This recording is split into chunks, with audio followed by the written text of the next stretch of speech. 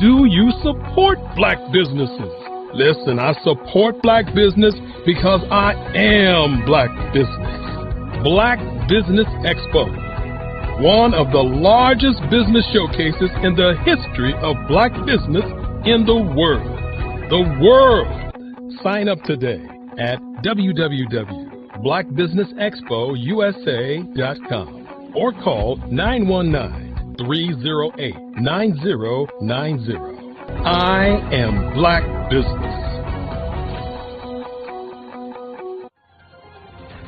I am black business.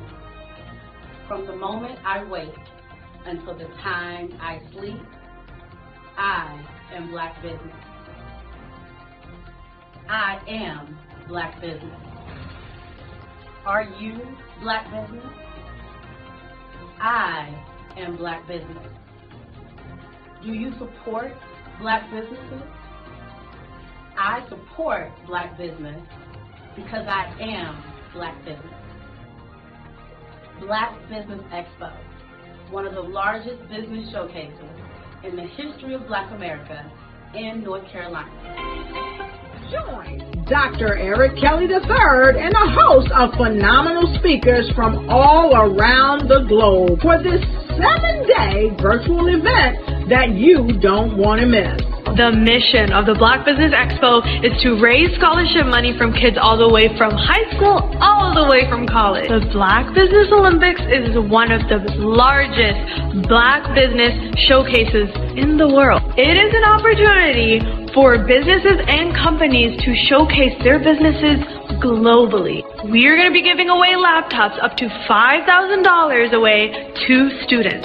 Again, I'm Olivia Appleberry, the founder of 2 Cents Finance and one of the speakers for the expo. I am so excited to see you there. For more info, go to www.blackbusinessexpousa.com or call 919-308-9090 and hope to see you there.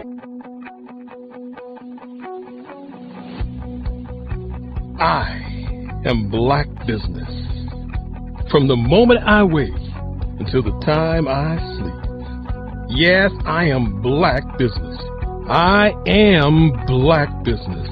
Tell me, are you black business? I am black business. Do you support black businesses? Listen, I support black business because I am black business. Black Business Expo, one of the largest business showcases in the history of black business in the world.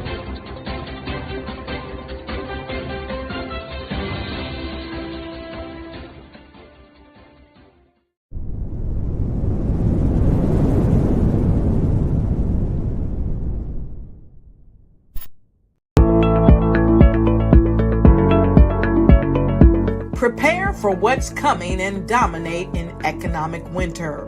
Stand strong and thrive by showcasing your great products and services globally through the Black Business Network and Black Business Olympics.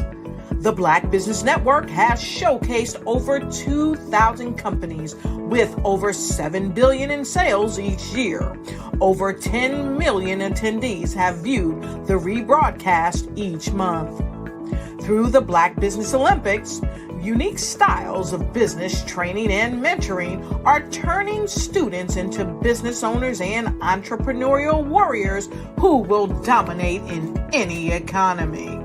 Gain the ultimate advantage of the Black Business Olympics, 7 days of unbelievable topics and speakers speaking around the globe. Donate your time and experience to provide expertise and scholarships to students worldwide and change the world. Now, more than ever, new insights, tools, strategies, and capabilities are needed. This is your chance for a major presentation to the world. Fill out the form and join the more than 2,000 speakers who have presented to over 200 countries. Join the Black Business Network streaming live into the Metaverse, STEM City, Black Multiverse Enterprises, Hulu, Amazon, YouTube, iHeartRadio, Apple, Facebook, LinkedIn, Pod TV, IBM TV, Spotify, and Google Podcasts. Sign up today. Spaces are limited, and we will see you there.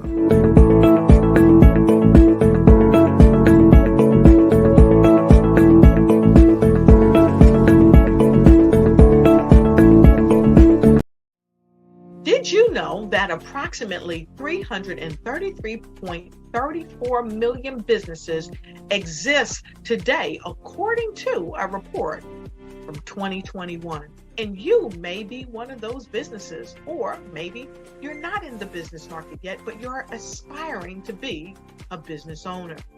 Well, guess what? You're in the right place at the right time. Because let's face it, everything is about timing and opportunity.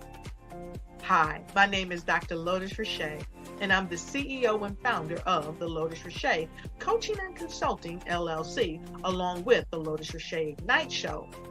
15 minutes of success with Dr. Lotus Richey, as well as books to boom your business and bring who you are. And today, I want to bring this amazing message to you about the Black Business Network and the Black Business Olympics. See, the Black Business Network and the Black Business Olympics is designed to help people just like you, that's right, that look like me, to take their business to the next level. Not just in your front yard or your backyard, but globally. The Black Business Network and Black Business Olympics is designed not to just help you survive, but to help you thrive. So join us today as we come together with businesses all around the world to support our students, our children, our young teens, our young entrepreneurs. What we do is we come together to help raise funds for students who are aspiring to be business entrepreneurs, who are aspiring and who are thriving in college. We endow them with a wonderful opportunity to gain scholarship of either a laptop or several thousands of dollars. And we invite you to help be a contributor to this amazing opportunity to help someone that looks just like you. So join us today at our website and let us connect with you and help you ignite and take flight in every area of your life on the Black Business Network and the Black Business Olympics. I'll see you on the other side.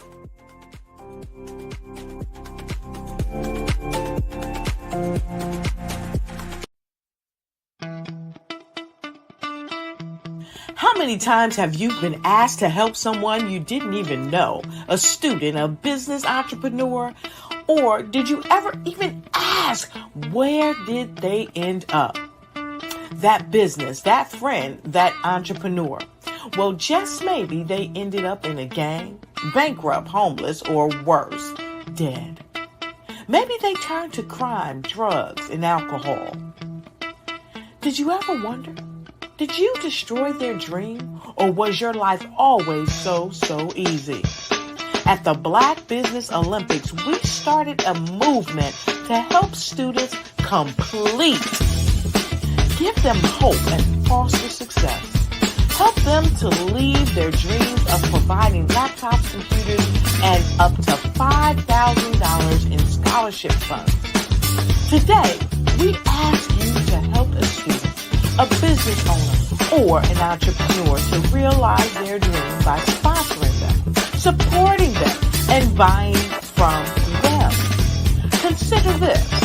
With $1.6 trillion in our Black community, we only ask for a small donation for our students, our businesses, and our entrepreneurs. And you can change a life today. So I ask you, what are you going to do? Sit on the sideline and watch our students in high school be leaving, miss out on their dream from lack of resources? Or are you going to donate to the movement and change their future and yours as well? Give us a call today at 919-308-0960 change their life by investing with action to the Black Business Olympic Fund. The Black Business Olympics, one of the largest business showcases of Black business in the history of the world.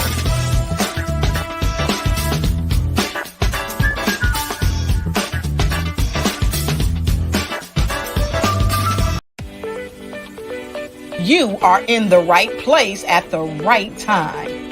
The Black Business Network opens again for its Black Business Olympics, a 24/7 broadcast on business, strategies, global branding, social media marketing, finance, advertisement, and much, much more.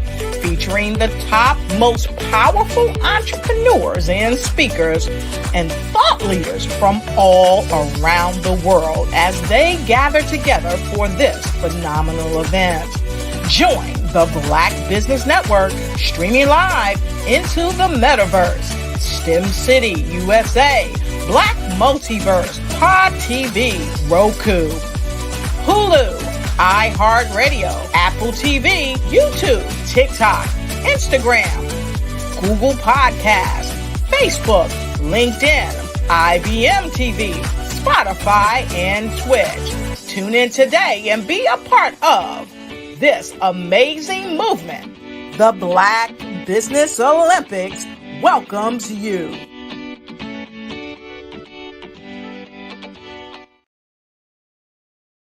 I'd like you to imagine with me, if you will, opening an app where you can collaborate with like-minded individuals from around the world, get inspiration and in-app tools to launch and grow your business, as well as share your knowledge and earn compensation, all in one app.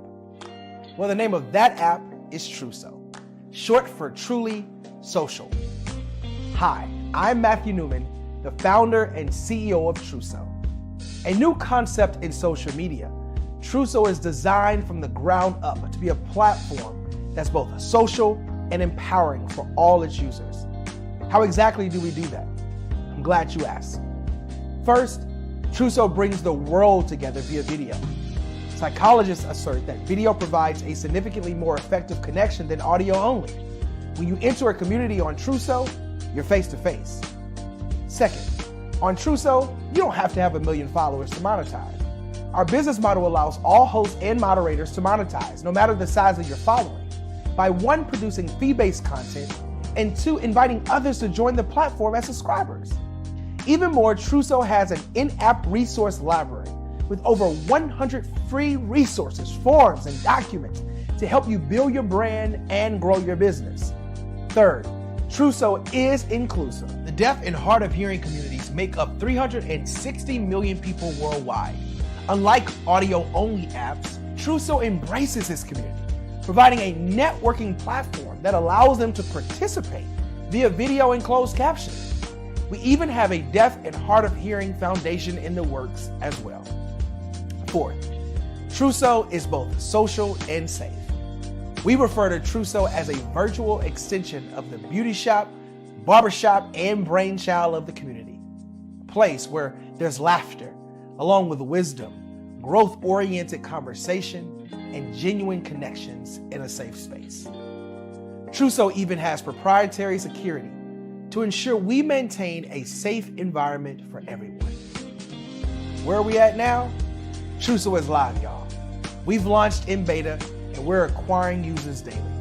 We have an incredible development and marketing team, plus amazing celebrity influencers at the table, helping us spread the word around the globe, beginning within the African diaspora and beyond by creating a safe space for growth, connection, and collaboration. We're truly excited about Truso. We've created something special for which there is a global market. And we invite you to embark on this journey with us as a shareholder. The future for Truso is truly bright. Join us and let's go there together.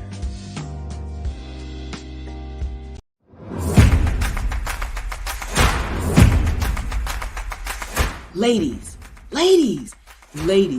if you're a person who continually pours out, you won't want to miss this upcoming event. October 13, 14, and 15 at the Holiday Inn and Suites in Ocean City, Maryland, where we have a power-packed lineup of ladies who are going to pour into you.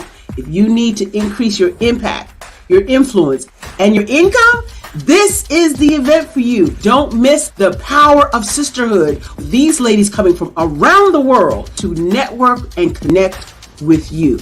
Don't miss it. How do you get the information? Glad you asked. Go to barbarahsmith.com and click the link. All the details there. Don't miss Sisters Inspire Sisters to Advance, October 13, 14, 15 at the beautiful Holiday Inn and Suites in Ocean City, Maryland. What you know and I know together can change the world.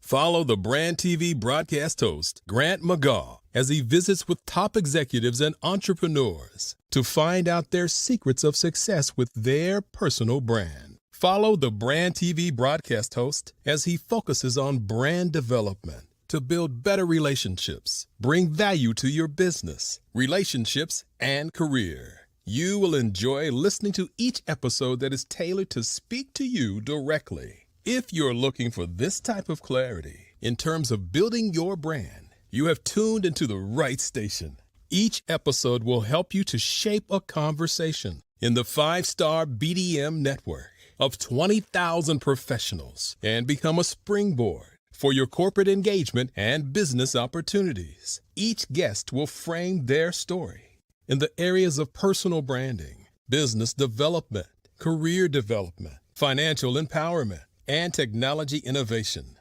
Grant McGaw explains why he is the CEO and owner of his own professional career. Grant is an accomplished business leader and entrepreneur who wants to give back to individuals to grow their personal brand strategy. Tune in as he weaves his story about new possibilities, while to you exceed expectations. If you love storytelling, this show will make for fun.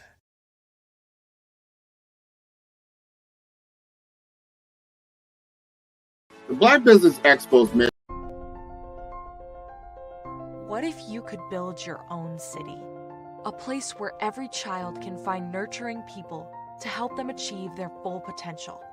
A place where every adult can access job training support.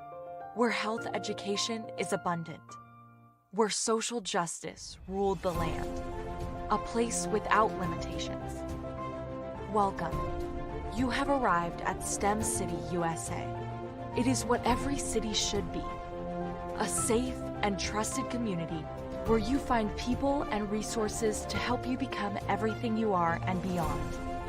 STEM City is unlike anything you have ever experienced. It is a digital twin of the world around you, only better. STEM City is about energy and soul renewal. It is more than a digital world. You can almost feel the power of live cultural events, music, and theater. STEM City promises a better future for children with caring mentors and hands-on activities with dedicated tutors to support our youth. STEM City is your passport to a healthy lifestyle with weekly events addressing our community's many issues. STEM City is your financial well-being with helpful information on wealth management, career advancement, job training, and so much more. STEM City is the community you deserve. It is the city where your dreams can come true. STEM City USA, a place in the sky that is accessible to all who reach for the stars.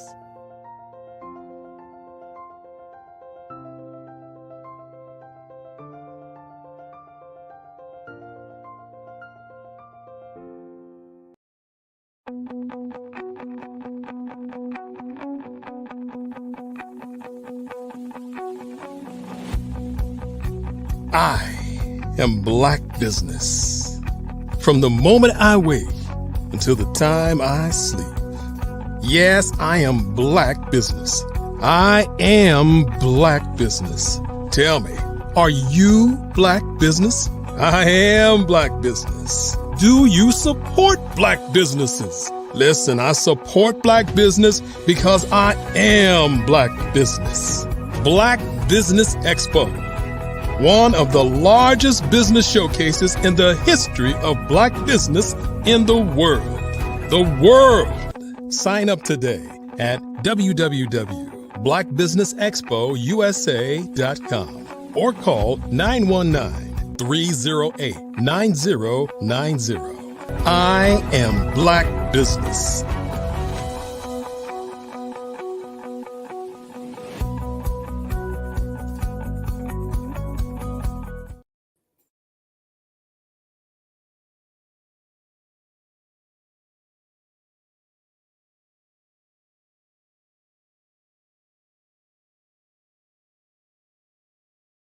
I was born in a little village on the island of Haiti. Many deadly diseases pounded me.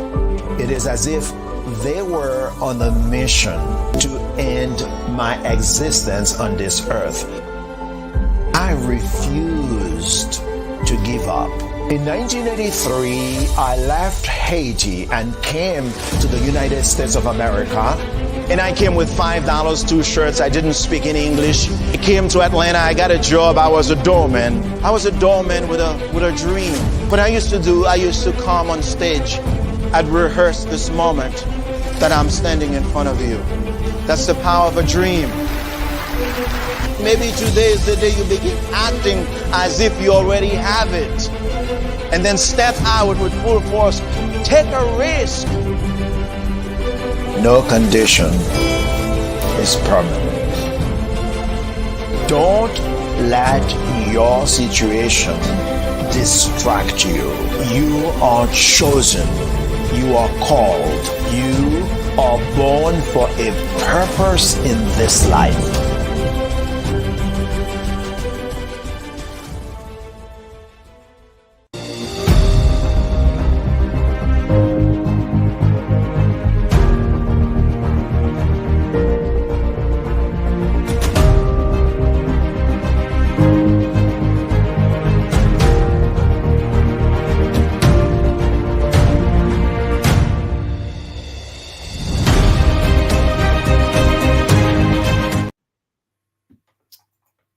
Good morning, business owners, entrepreneurs, thought leaders, and corporations. Welcome to the Black Business Network. My name is Lex Sales of Flex and Fitness All-Stars. I'm your business moderator this morning for the Black Business Network. The Black Business Network is showcasing Black businesses, business owners, entrepreneurs, and thought leaders worldwide. We have speakers from North Carolina, London, Singapore, Africa, Japan, and cities all over the United States. The Black Business Network is a global community showing its business knowledge to empower, inspire, and educate businesses about business. Our next speaker is Ms. Allison Castellarin of Lifestyle Wellness Consultant with Anchor Wellness. Allison Castellarin is from Guyana. She grew up in the UK, and that's where she's currently based. She lived in Italy for over 30 years, where she worked as a civilian in HR management. With her Air Force and her accomplishments are in the field of detoxification, toxicology, health and nutrition, and including being a qualified rebound exercise trainer. I present to you Ms. Allison Castellarin. Thank you ever so much, Alexis. That's such a warm welcome. And I must also say, I love being in this space. Thanks to Dr. Kelly and team for extending that invitation. It's amazing the work that is actually taking place in the community. Excellent job. And now I will just delve in to give a little bit of introduction about my background. I know Lex did a great job also. Yes, I come from the HR community. I was born in Guyana, of course. HR is such a vast a career field that there are many things, but when you do, let's say, military HR, it is so diverse. And that has given me the opportunity to work with management at various levels and, organizations and a lot of analytical and research audits and so on. And not for nothing, I think that is part of the background and the skill set that's helped me along in this space where I am. Now, let me tell you my story. I wasn't always in the health arena. But my late mother is the one, bless Lucille. She had something to do with this role. She suffered from dementia, and of course, based on the medication that she was taking at the time, the adverse impact caused her to have a lot of convulsive shaking. And one would have thought that she had Parkinson's instead, in a real bad case of Parkinson. However, her diet was changed, unknown to me. And when I asked my sister at the time who took care of my mother, I said, what has happened? Have they changed her medication? To my surprise, she said, oh no, it's based on her diet. We have changed things. So that aroused my curiosity.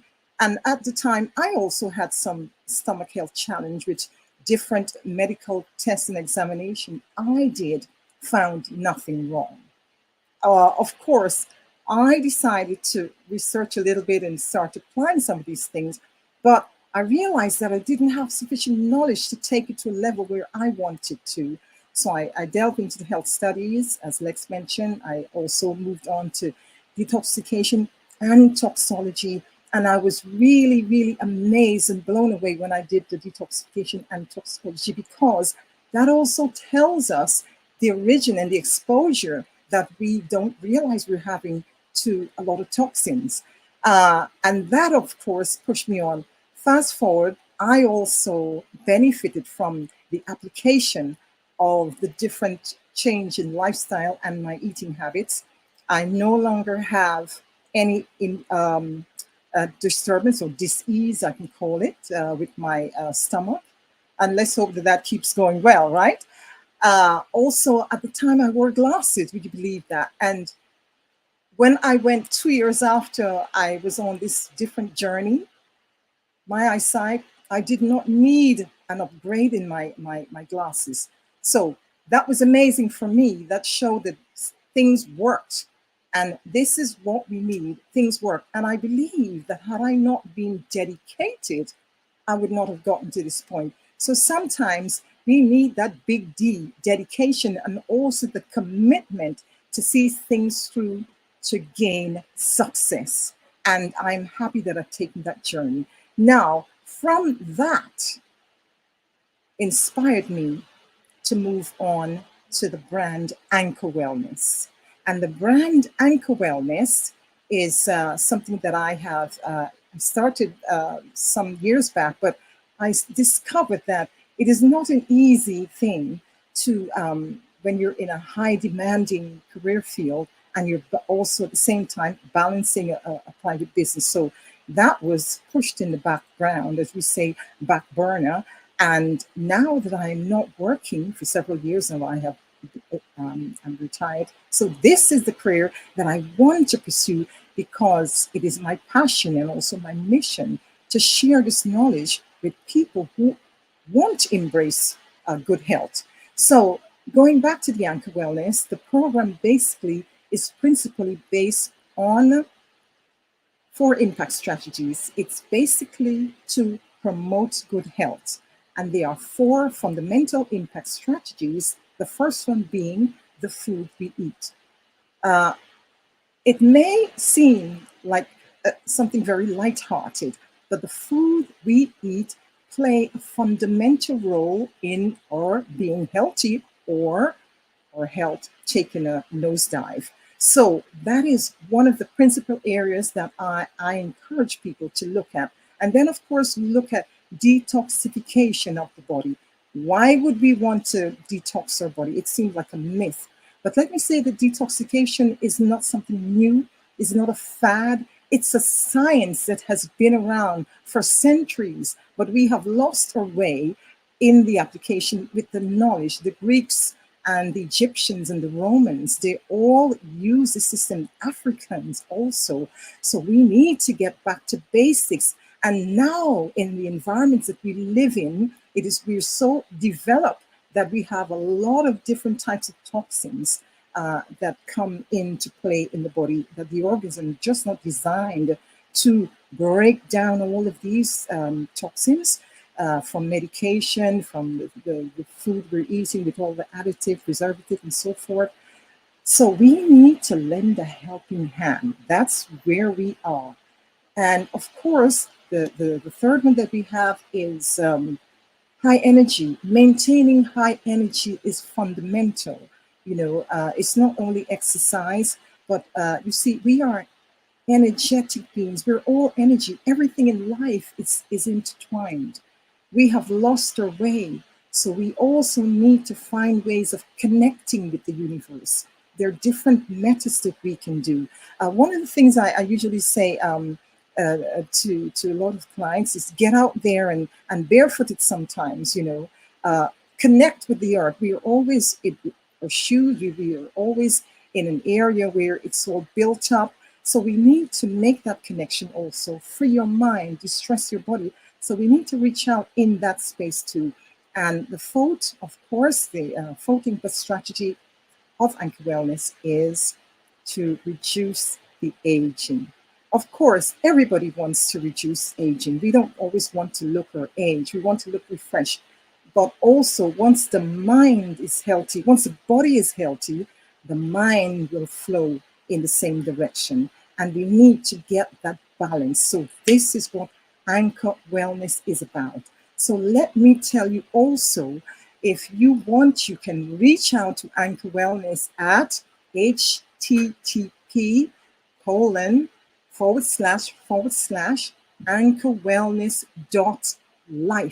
That is the website that we are found on. If you want to email us, of course, please do. We love to hear from you. info@anchorwellness.life, or alternatively, here is our phone number. It is US. You can reach out on 812-575-0581. Or UK, if you're in the UK, we are on the international code would be +44 7592 966015.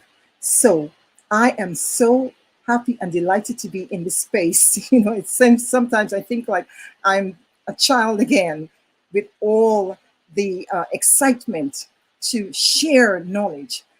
One of the reasons why I feel that a lot of people aren't embracing the healthy lifestyle, I'm talking today, by the way, a little bit. I want to share some information on the foods we eat, because fundamentally that can actually build up the health or break down your health.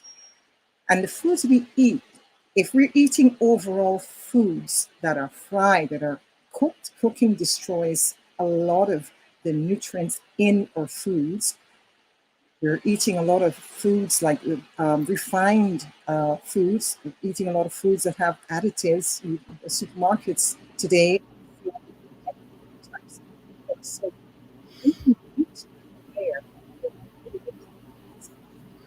after all, you are responsible for your health. You are each responsible for your health. And take responsibility is basically what this program helps you to do. Going solo is not something that you're ever going to do, because we have the mentorship that will guide you on the way as well. So these are things that you can embrace. Be a little committed. Baby steps will get you there. So now I take a little pause. I see Marsha on Good morning. Hello there. Hi, good morning to you. Yes. Marsha, having a good day? Thus far, I'm starting it with you, so it's going to be good, right? Definitely. So what part of Africa are you from? I'm from Guyana, which is actually located in the coast of South America, bordering Brazil and Venezuela. Venezuela is actually on the border. So that's the part of South America. Yes. Wonderful. Wonderful. Mm-hmm. So you've been doing a lot of healthy living.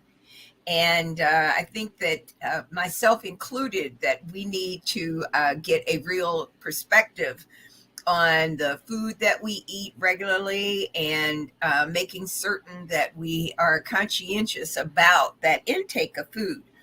Why do you think people don't always introduce a healthier change in the foods that they eat? Well, Marcia, I believe one of the difficulties in this is that, we have a learned lifestyle from childhood, and no one has ever taught us what is healthy eating options. So it's not easy to break the habit. It's not easy to break such a stronghold. Sometimes people have busy lifestyle and whatever. There are many aspects of that why people aren't embracing. Sometimes people haven't got the knowledge or they haven't got the support. So with what we're doing at Anchor Wellness, it's just that to counteract some of these challenges that people face in embracing this healthy eating. And so why too often I think people don't really even realize that they're not eating properly. And, we get accustomed to a certain diet, but for us to be healthier, we really need to be more intentional. Can you speak to that? Yes, absolutely. Knowledge, I say, is power.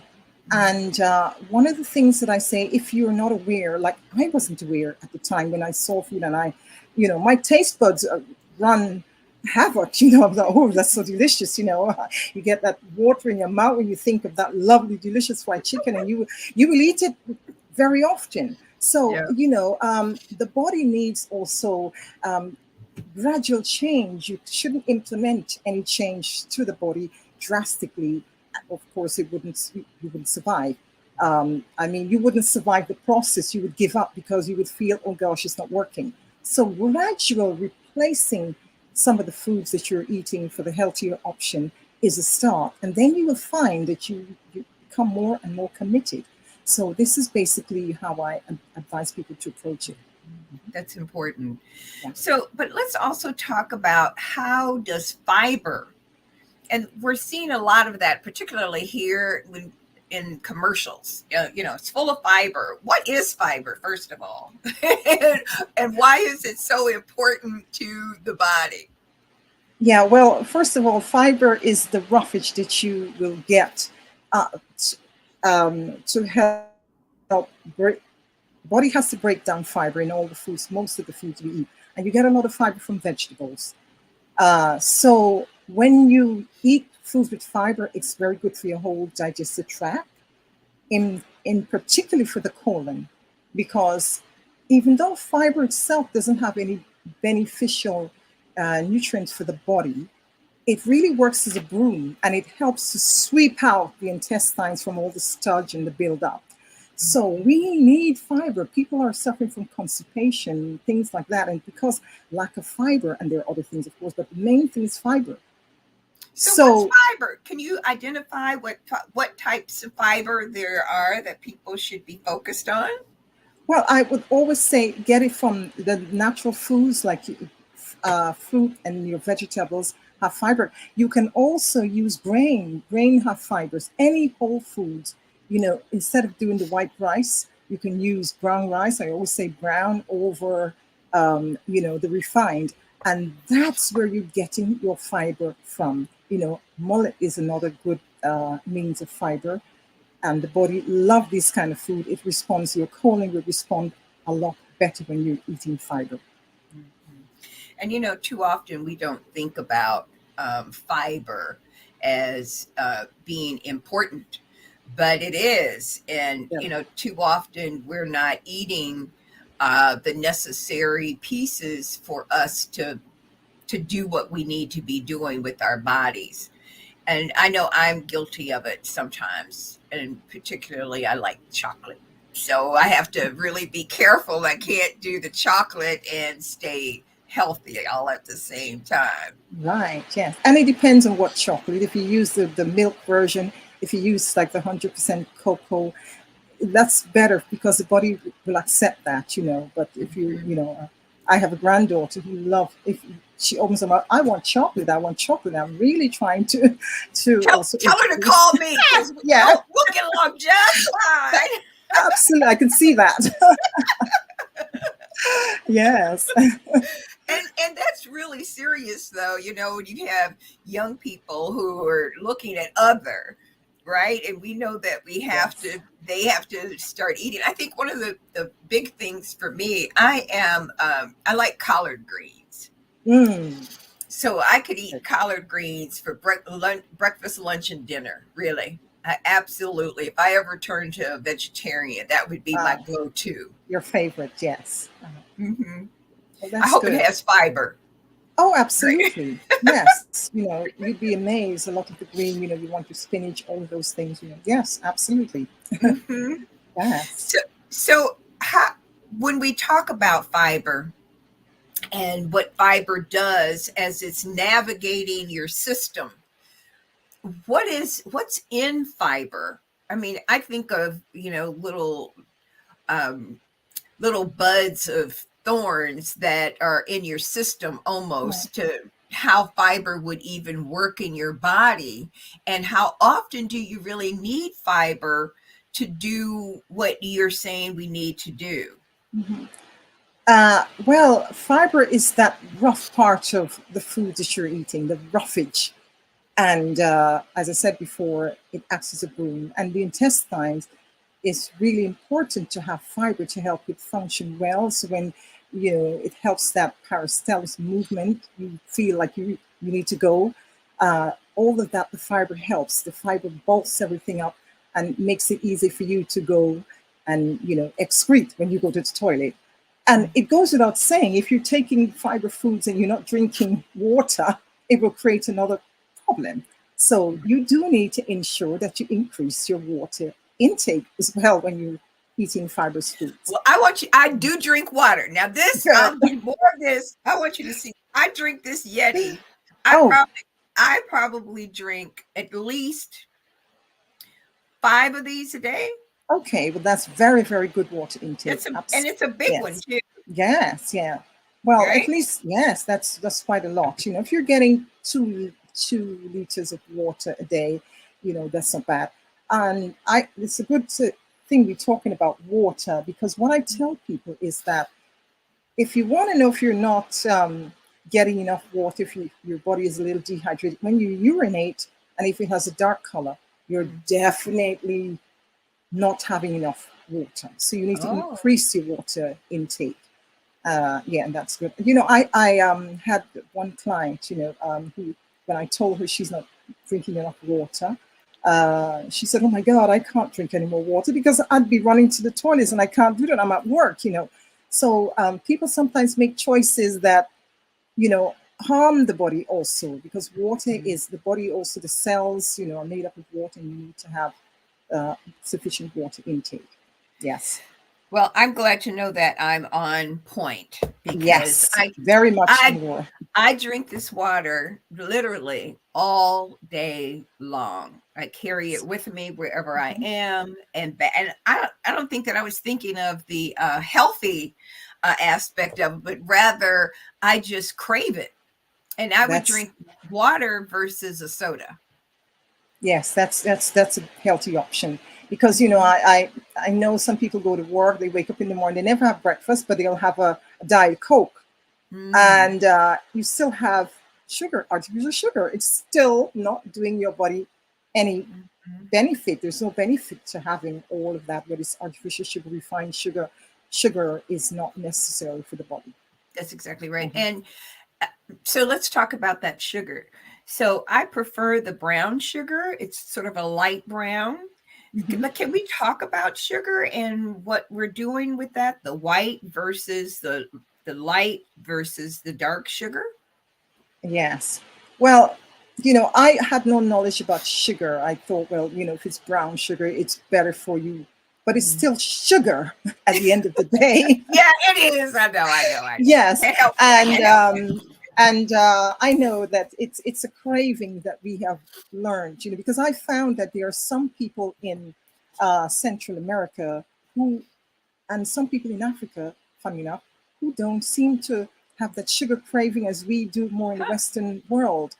So they're not moved by when, you know, early on I found if I would take a box of chocolate or something like that, they're not really moved by things like that. They would have it there and in their cupboard, and I'd go back and I'd say, you still haven't had that chocolate yet. They're just not craving sugar as we do. So I think it's more in our society that we've learned it, and of course they're becoming more developed in our societies too. And the younger generation perhaps are changing a little bit. But any kind of sugar has no relevance really to the body. It's not adding value to the immune system. So if you must have something sweet, I would always say don't make it a regular reoccurrence that, I have to have my sweet tooth. Every meal I'm having a dessert or something like that. That's not, going to add any health value to your body. Oh, that's not any fun. I like that chocolate cake stuff. I really... Yes. Yeah, it may be like an occasional treat or something like that. Of course, Right. Life would be miserable if you didn't have some of those, isn't it? Mm-hmm. But, I think what's also important is finding those fruits that can supplement that craving with a fruit that you like. Yes, you said it. Because as I said with my granddaughter, I'm trying to implement the fruit to substitute because she can ask for chocolate, ice cream, that's all.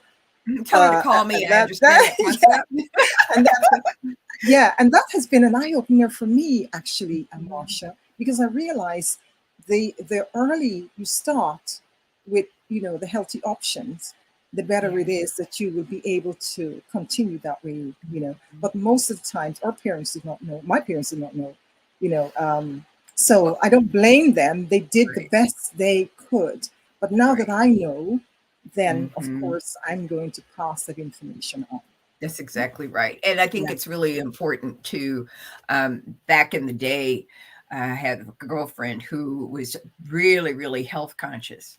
And we used to laugh about it. I was like, oh, yeah, okay, go ahead. Just give me that chocolate, girl. I'm not trying to do all that. But she was very consistent about Beverly. She didn't play. She said, okay, this is what I'm going to do. And this is what I need to do. And I'm not going to make any changes.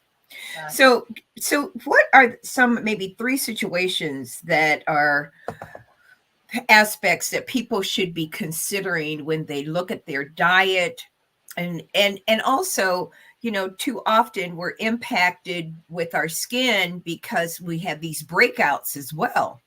So how do we really get centered on healthy eating?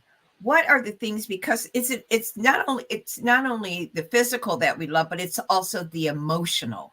How do we deal with that? Well, that's a good question. It has to be a balance. And this is the reason why, if we can look at in today's society, we're having a lot of mental health issues and so forth. And we need to look at the body as a whole. As I said, the food we're eating is one of the aspects that we're looking at. And that's one of the major things, what you're putting in your body.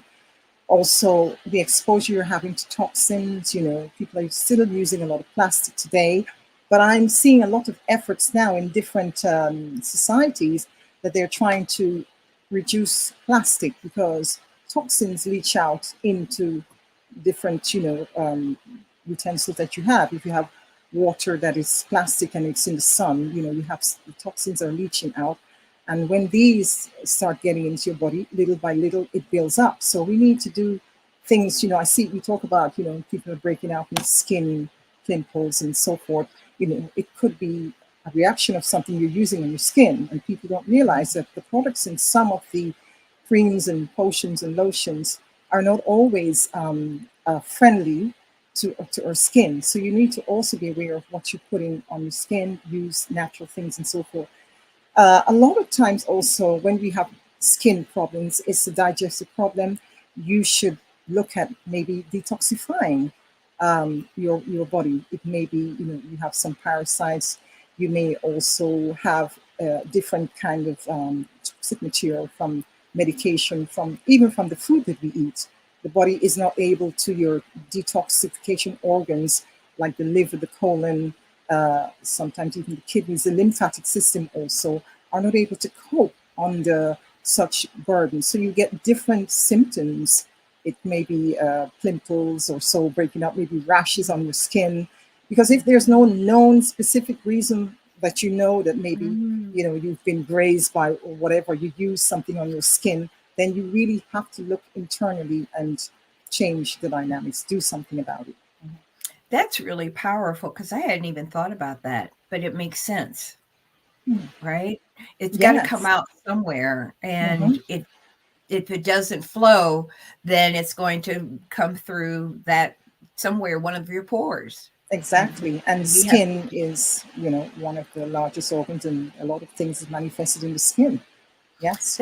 That's really crazy, though. It's kind of scary, because we don't really think about how that detoxification, it should be a regular concern of ours, that we need to have everything in front of us with our children, particularly, to understand, because I think some of these diseases are coming from some of the foods that we eat.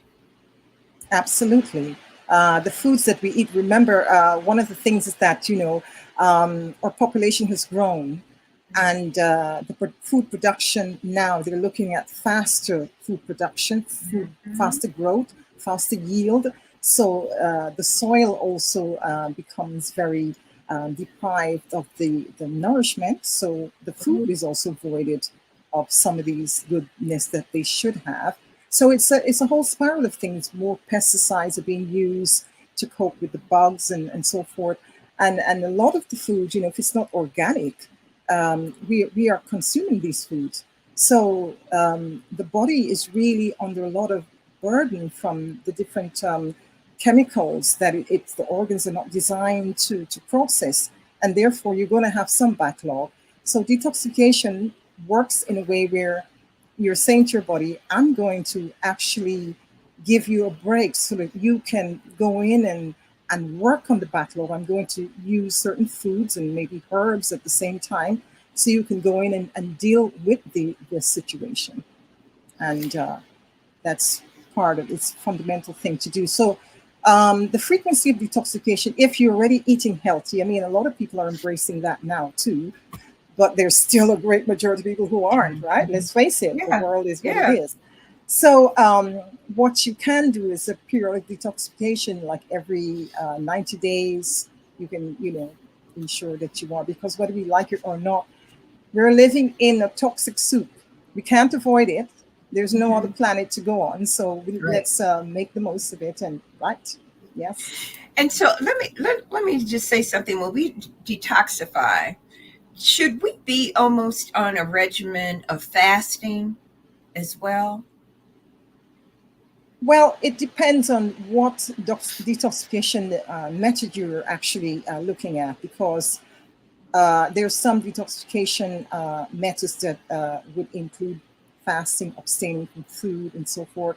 And there are others that would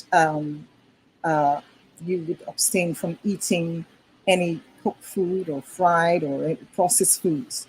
So, but you will have to abstain, because if you are getting rid of things that aren't beneficial for the body, or certain substances, it's no good if you're going to be inputting the same things.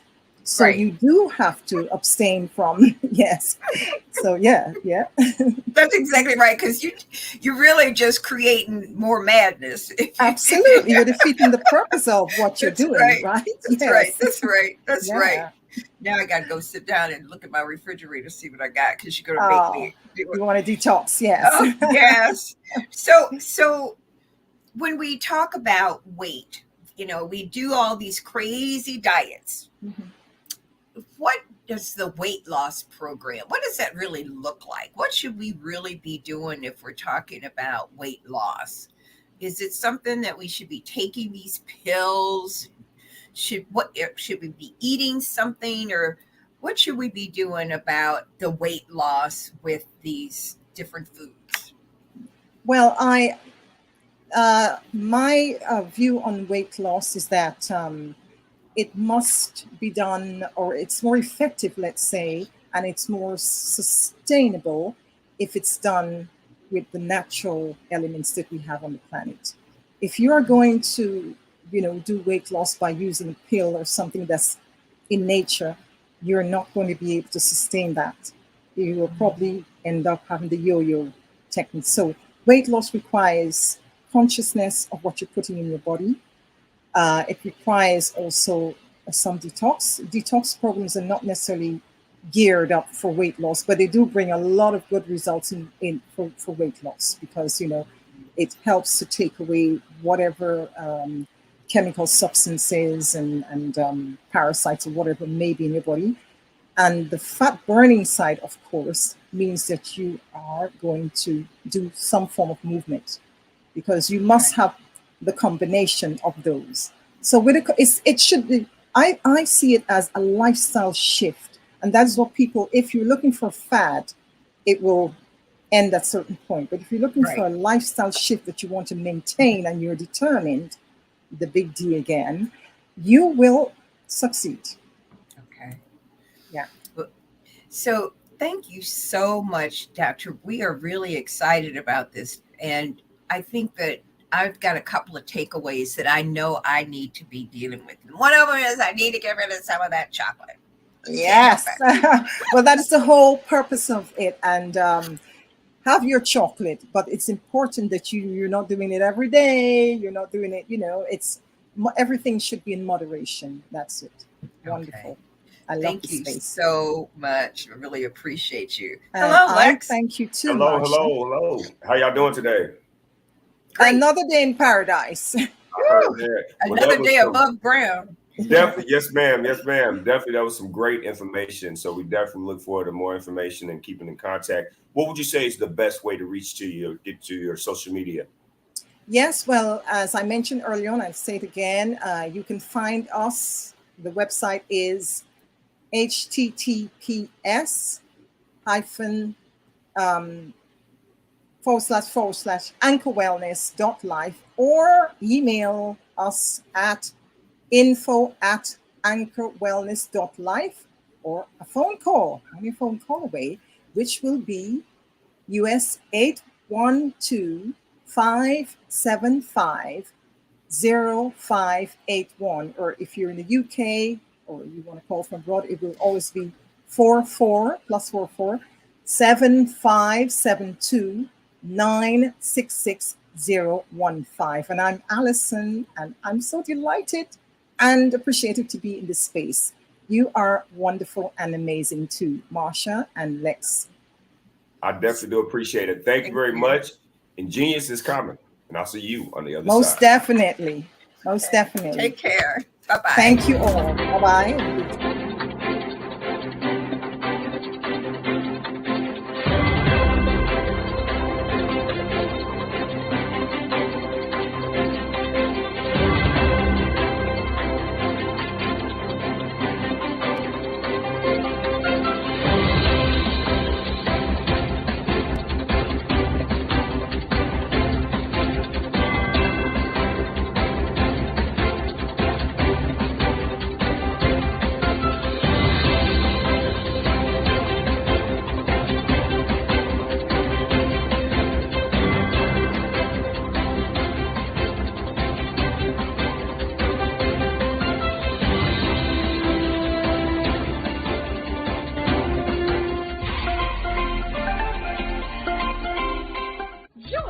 Dr. Eric Kelly III and a host of phenomenal speakers from all around the globe for this 7-day virtual event that you don't want to miss.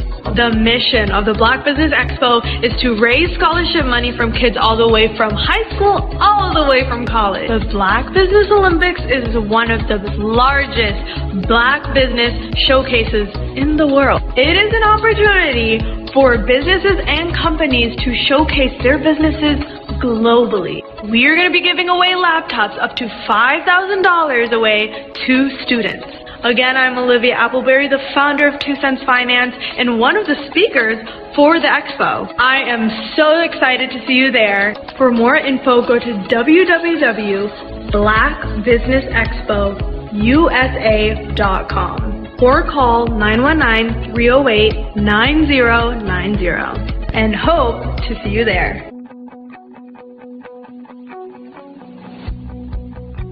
I am black business.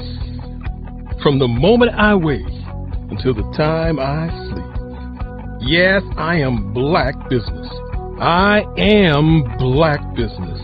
Tell me, are you black business? I am black business. Do you support black businesses? Listen, I support black business because I am black business. Black Business Expo, one of the largest business showcases in the history of black business in the world. The world!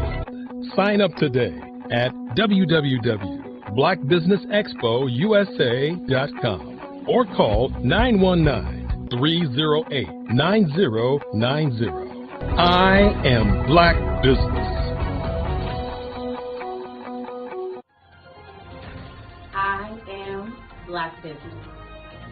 From the moment I wake until the time I sleep, I am black business.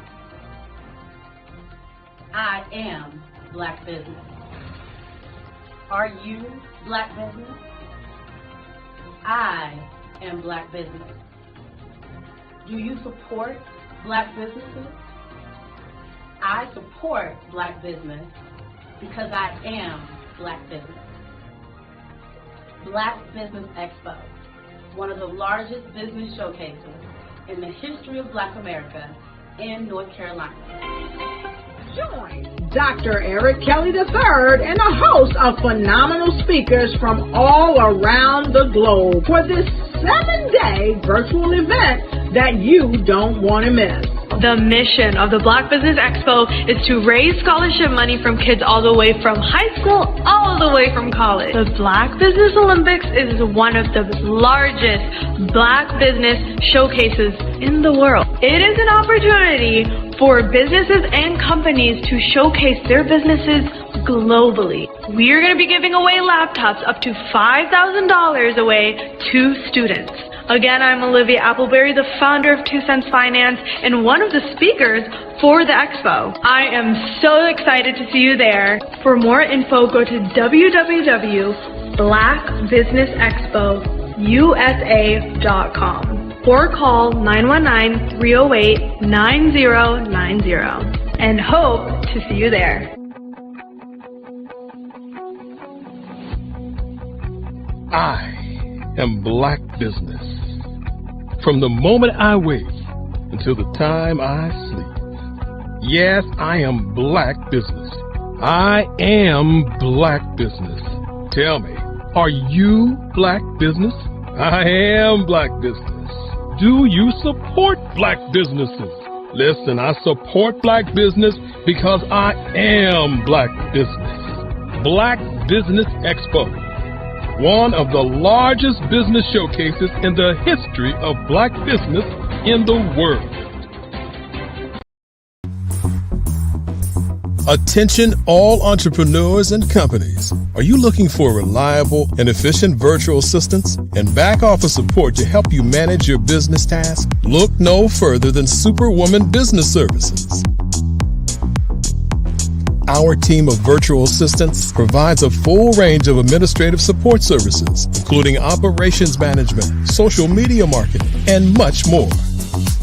We also offer website design services to help you create a professional online presence that reflects your unique brand. In addition to administrative support and website design, we offer business development and structuring services to help you grow your business and achieve your goals. We'll work closely with you to identify areas of improvement and develop a customized plan to help you reach your full potential. At Superwoman Business Services, we understand that running a business can be overwhelming and time-consuming. That's why we're here to help you fly high and achieve success. Our virtual assistants are highly skilled, experienced, and dedicated to providing you with the support you need to thrive. Come fly with us and take your business to new heights. Let us help you become the superhero entrepreneur you are meant to be.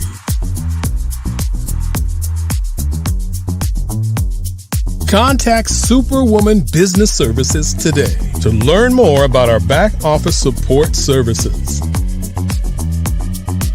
Come fly with us and take your business to new heights. Did you know women represent just 3% of Fortune 500 CEOs and less than 15% of corporate executives at top companies worldwide? Have you wondered what the secrets are to getting into the top ranks, whether in the private or public sector? Do you want to figure out how to stop being held back in your career or passed over for promotion? Then you're in the right place. Hi, I'm Dr. Madeline Ann Lewis, President and CEO of the Executive Women's Success Institute. I have decades of experience in the military, the federal government, and corporate America, and my mission is to help women succeed and tap into their full potential. I want to reach 1 million plus women around the world to become the leaders they are meant to be. So if you want to move into a management or executive level position, or maybe you are a female veteran transitioning out of the military into business entrepreneurship, then reach out to the Executive Women's Success Institute at 301-693-3284. Let us get you on the fast track to success.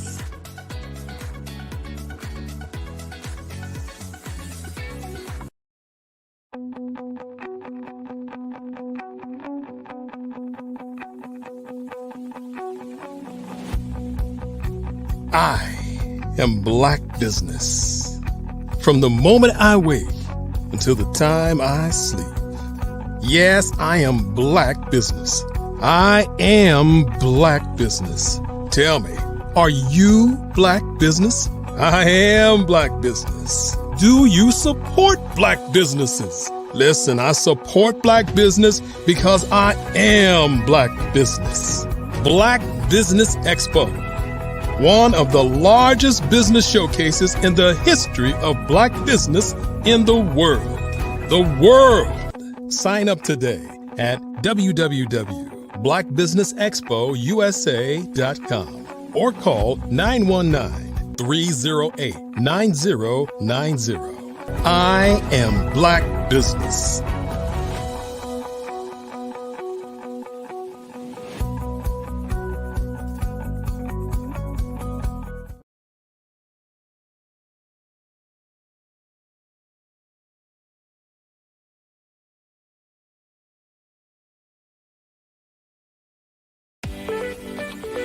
You are in the right place at the right time.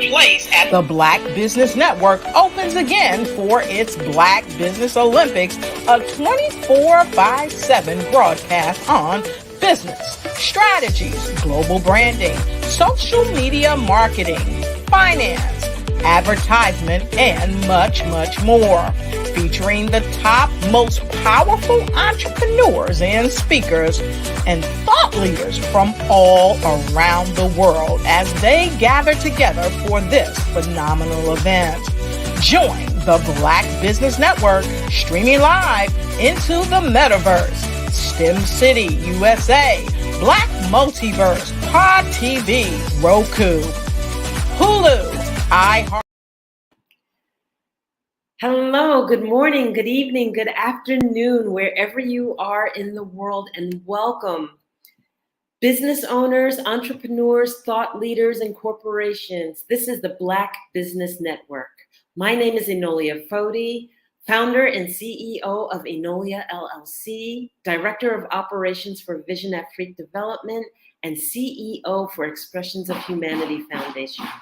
I am your business moderator from Angola, Africa, for this morning on the Black Business Network.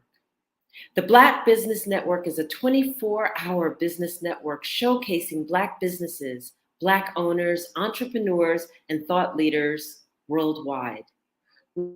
We have speakers from North Carolina, London, Singapore, Africa, Japan, and all cities all over the United States. The Black Business Network is a global community sharing its business knowledge to empower, inspire, and educate businesses about business. With our topic being business and culture, we'd like to introduce to you Coach Trey Bell. Coach Trey Bell was born and raised in West Philadelphia, graduated from Overbrook High School, and attended Kansas University and Temple University. Coach Trey is a retired Philadelphia firefighter. He completed 29 years and 4 months of service to the citizens of Philadelphia. Coach Trey is a retired youth coach of football, 69th Street Wildcats, and basketball, Yaden Education Athletic Association. Coach Trey is the founder of Stocks versus Sneakers, a referral and digital marketing company that helps 16 to 35-year-olds own their life by using financial literacy and cryptocurrency. I'd also like to take this opportunity to introduce to you Dwayne Golden. Dwayne Golden is an Army veteran, experienced business consultant, and philanthropist. He earned his degree in biology, chemistry from Messiah University and his MBA from Strayer University. He also completed general studies at Harrisburg Area Community College. With over 3 decades of experience in ministry, Dwayne has devoted his time and expertise to helping underserved and underrepresented communities through nonprofit organizations focused on sickle cell disease, single parent support, homeless youth, and muscular dystrophy. Throughout his career, Dwayne has been recognized for his commitment to principle-centered leadership and innovative use of technology to expand business concepts and transactional techniques. I present to you Coach Trey Bell and Dwayne Golden. Peace and blessings. Peace and blessings, sister. How you doing? Thank you. Thank you so much. Good morning. So Good good morning. to have you both here. And I see Dwayne coming in. Yes, good morning. Yes, Can you good see morning. me? Can you see me? I'm in Africa, so it's a little bit delayed here, but yes, you can be seen. So Okay, good. Okay, good. I have to Video tell you needs to that, come up. Needs to come up. yes, genius is common, and I will see you on the other side. All right, thank you. All right, thank you. Are you getting an echo, Coach? Yes, sir. Oh, no, good. It's better now. It's gone. Okay. I don't see your video. I don't see you. Oh, you don't? No. There you Jeez. go. You do now? Yes, sir. How's everything? It's good, Coach. How are you doing this morning? I'm doing great. I'm doing great. You know, I'm grateful for you to be available this morning. It's been one crazy good week, and I'm glad that the topic is culture. Yesterday, I had the opportunity to visit the Derby Monarchs football team. Okay. Here in outside of Philadelphia, and it brought back that itch of coaching. You know, seeing the little people, seeing the cheerleaders. You know, but I got into a conversation with the president, and we had something in common. We've lost football players to gun violence. Wow. You know, and you could see it in his eyes that it really affected him, and we have to understand that that's the culture. That's the culture, and we have to change that culture. That's my purpose. You know, that's my goal. And inside of bringing business, you know, the one thing that I realize is that the one thing that we don't talk about in our culture is the emancipation. You know, we talk about slavery and how we were freed, but one thing that, you know, they say that your cell phones know what you're thinking. And one day this week, wage slavery popped up in my phone. So I took a deep dive. I was like, what is wage slavery? And wage slavery is basically you're in the rat race, like Robert Kiyosaki says, you know, and how do we get out of it? You know, when I talk to politicians or just people in general, and I bring up the living wage, they immediately go to the minimum wage. And you being from Pennsylvania, you know that the minimum wage here is $7.25. And they want to applaud if we get to $15. But the living wage, according to the MIT calculator, for an adult with one child, which is your average parent at a youth football team, on a youth football team, is $36.94 an hour. Mm-hmm. So how do they get there? And they can't get there by getting another job. And our culture is always pushing jobs, which is cool. But you, with your expertise, you have developed systems to help individuals do something for themselves. And just being an entrepreneur, being self-employed, is still on the left side of the quadrant, according to the cash flow quadrant. How can you explain how you created your systems? Because I've been following you for so long, and a lot of people don't know exactly what you do, you know? Yeah, I'd be happy to, Coach. Thanks for having me in this chat with you. I'll start with the idea that, as common as it seems that people focus on wages and things like that, that concept is really just a good 150 years or so old. The idea when things started here in the West, right? It was like the thing of employment wasn't really in existence. You learned a craft and a skill. You developed skills. You developed things so that now you can provide a service or a product. And products became, of course, much later, but usually it was things around service. The people that were employed were indentured servants and or public servants. But other than that, there was that's a newfound thing to help the big machine work that we have here in the United States. That's why it takes 12 to 16 years to have someone completely conditioned to focus on jobs. So that's not a new thing. But if you think about the way the world worked a good 100, 150 years, well, about 150, 170 years ago, you were a blacksmith. You were, or not you, but it's right. We may have been slaves at that time. But the way the world operated was through bartering and different services. You might have owned a saloon. You may have run a trough company where you created troughs. You may have made furniture by hand, a blacksmith, an apprentice. And so those things determined income, not the government deciding what people make.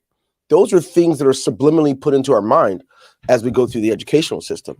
And many don't know that 170 years ago, 200 years ago, only about 16% of our population here in the country was educated.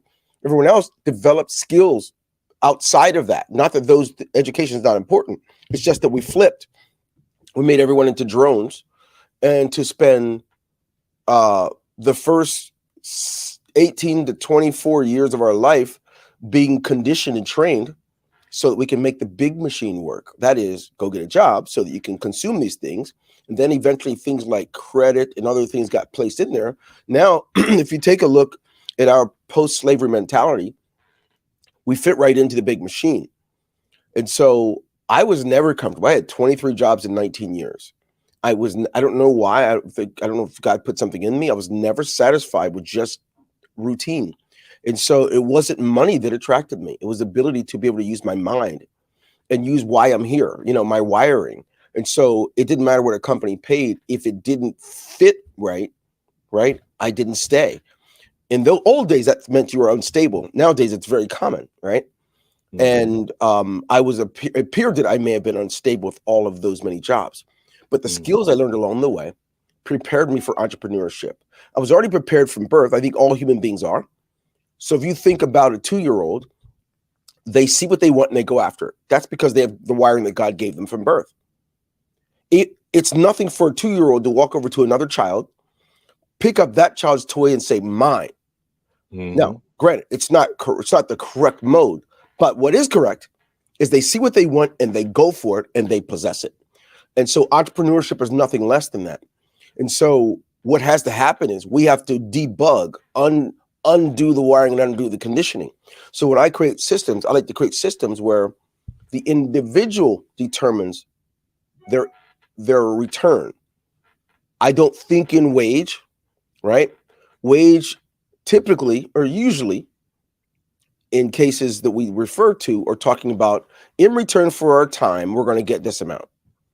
I don't want to talk to vendors who tell me, okay, here's my billing hours. I don't want to know what your billing hours are. What do you charge me for what we do?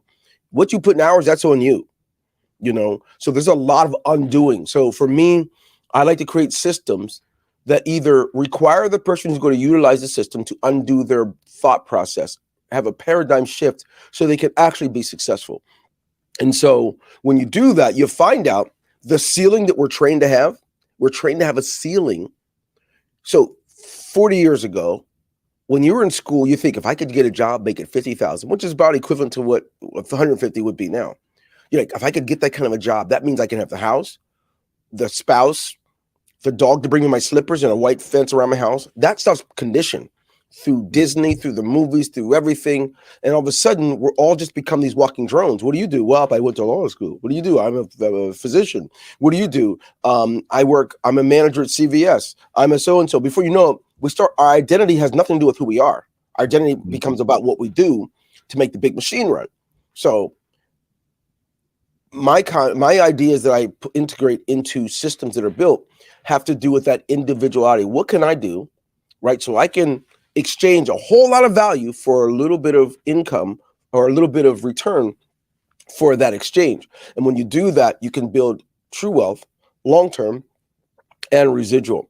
But it doesn't happen unless you get rid of the old conditioning. See, the old conditioning makes you think things that remove the ceiling are it's too good to be true. It's a scam, all those things. Now, so if you think about it, the average hours worked, right? If we round it up, the average hours worked a year for an employee is 2,078.4 hours, but they say 2,080. No one ever thought about this. I mean, it's always bugged me as a teenager. If I gave 2,078.4 hours to me, how much could I make? So at the age of 40, I mean, I was ahead enough. I'm like, all these years, how much money am I making for the people I'm working for? I don't care what they're giving me. What if I gave that to myself? What happened when people like Michael Jordan gave all the hours of work towards their craft so they can demand their return? What happened when people do that? So I wanted to create systems where the ceiling is removed. So did you know there's really very few professions in which the ceiling is gone. And so what we do know is that the wealthiest people in the world sell. They sell services. They sell the very shirt you're wearing. They sell the very houses you're wearing. I mean, you live in. They sell the very technology you use. So people that sell make the most. And what does the big machine do? It makes you think people that are salespeople are sleazy. Yes. Yeah, granted, there are some sleazy people that sell, but there are sleazy people that buy also. We don't say buyers are sleazy. So selling, you know, people say, oh, Bill Gates is a genius. Well, Bill Gates sells. He's been selling from he first bought DOS, right? He licensed everybody. You got to pay every year. Microsoft Office Suite. Hey, every year you renew it. Millions of people. Then 1 billion people. What? Wait a minute. Every time you buy a PC, it's going to have this or that. Yeah, guess what? He's selling. So the people that sell, whether you sell for a company, there's a compensation structure in which they'll pay you. And I don't know of any. Most don't have a cap. That means you determine what you make. Or you can buy the lie and you can wait 30 years. Maybe you'll make it the vice president or president of your company when you're 60 before they kick you out. And then for the majority of the population, that doesn't happen. So what does happen when we work somewhere for 30 to 40 years? In order to keep the house sustained, you either have to greet people at Walmart or maybe begin to take some orders at Wendy's. Nothing wrong with those things. But when your body is already aged out, you can't enjoy it because you spent much of your life under the conditioning of wage thinking and employment. Doesn't mean that employment's bad. Employment is a great place to learn the skills needed to run a business. I don't believe everybody can run a business. Most have already decided when they were done with school, they were going to stop learning. But if you are someone that develops yourself and you put into you, there is nothing you can't do. So the systems, anything I've ever been a part of creating, it's been about creating something that can free a person up to live their purpose and continue to build this. But if you're not building your mind, right? If a person's not a developer, all you do is repeat fancy words you heard on Facebook. You repeat these sayings that you haven't even tested out. If you don't develop this, I say you should keep your job and keep wages. It's not a bad thing. That's be you. But if you are out in the ledge and you're stretching and learning and you're doing those things, then you do it. And you do it and you get into entrepreneurship. So I went on a tangent because that's something that's dear to my heart. I don't know that it's necessarily the Black culture. It's the American culture. It's American when we culture. think about the jobs and the wage sinking. And you touched on so many things, and basically you explained the cash flow quadrant, because a lot of people say, "Oh yeah, I've read the book Rich Dad Poor Dad," and I asked them, "Well, did you read book 2?" And then, like you said, "Oh, he's just trying to sell a book." I said, "No, he's selling his life, and he's showing you that 5% of the wealth is on the left side of the quadrant, which is the employees and the self-employed. And that's where 95% of the wealth is. I mean, 95% of the people are, you know, on the right side of the quadrant, which is a business owner who has a system, or the investor, that's 95% of the wealth, or 5% of the people. And when I go through the different stores and see the young people, I'm looking at all that untapped potential, you know? And yeah. You know, Coach, though, what for me, what gets to me is that one of the reasons you can have two people read the same book, one person walks away with something, another person says, "Oh, that was a good book, nice read," but there's no life transformation. I truly believe that the keys have always been into what it says in the book of Proverbs: get wisdom, right? And forget it not. You know, we have to. So wisdom is the derivative and byproduct of knowledge that gets applied. So if you know something and it's just a great read, that's what person that does it. It doesn't really transform into wisdom. It's just some new information. But when you can take the fact of the things you learn and then begin to implement it and apply it, now all of a sudden, there's where the wisdom comes from. So what I wanted to say is that if anything, we've got to stop. I mean, it doesn't matter what culture, this is the American culture, but we got to stop it in the Black community, this thing of, well, when will I ever use that? You haven't even lived long enough to know, right? One step at a time. Everyone says it and everyone buys into it.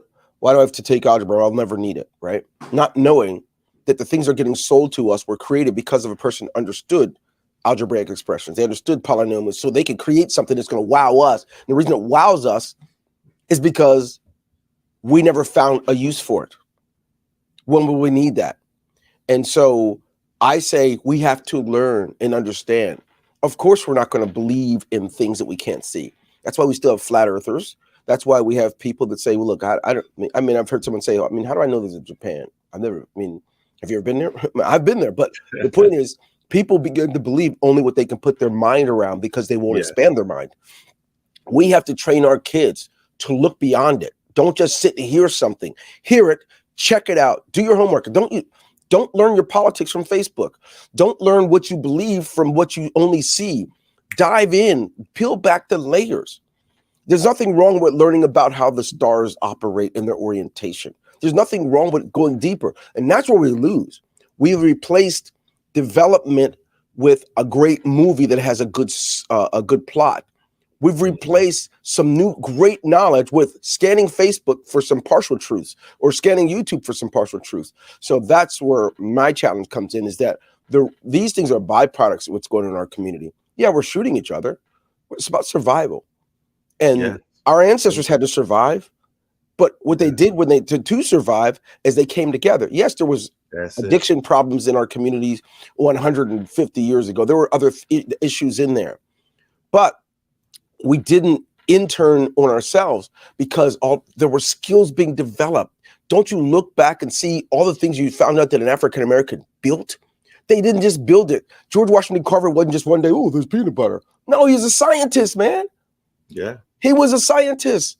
He was an ecologist. He was a person who can literally, I mean, I could go into so many different levels of this, but that's the issue. We've learned to believe that because school is hard, and it's not just hard. So I mean, I grew up in a very poor family, and schoolwork was not a priority. Survival was surviving domestic violence, surviving moving all the time, and sometimes going to women's shelters and whatnot. Classes, I didn't care about grades, but you know what? There still had to come a time when developing my mind had to be a priority, or I was never going to make it out. I was never going to make it. So I didn't mean to go off on a tangent, but the real issues can be resolved when we point our children, our young people back to expanding their minds beyond social media. The detachments that social media creates is astonishing. There was a day we learned a new DAP, new thing. We give each other 5. It just in their interaction, right? Now it's a BRB, LOL. It's a text here and there. You know, yeah, mom, I told you I loved you this morning. Didn't you get my text? That is something that is happening. Sure, it's easier to go in and kill a bunch of people you're not connected to. Of course, we're going to go in and shoot schools up. Of course, kids are killing their parents. We're losing the connectivity. That's right. That's right. You know, so I'm sorry. Hey, look, you know I'll run with. Don't you turn over to me. You go back. and that's one of the things with the Promote Peace Challenge that I'm focused on. You know, we have gotten away from, you know, basic training. You know, when I coached, I had the 5 and 6 year olds because nobody wanted to deal with the babies. I dealt with them, you know, right. And one thing that I had to realize is I had to speak their language because these children have only been on the earth for some of them less than 60 months. Mercy. Yep. So why am I going to give them a football, you know, play with the word isolation in it when they don't even know the left from the right?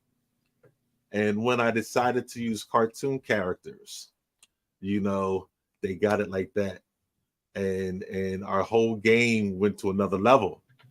And then I said, well, let me try sending in hand signals, you know, because sometimes I lose my voice. I injured my vocal cords on fire.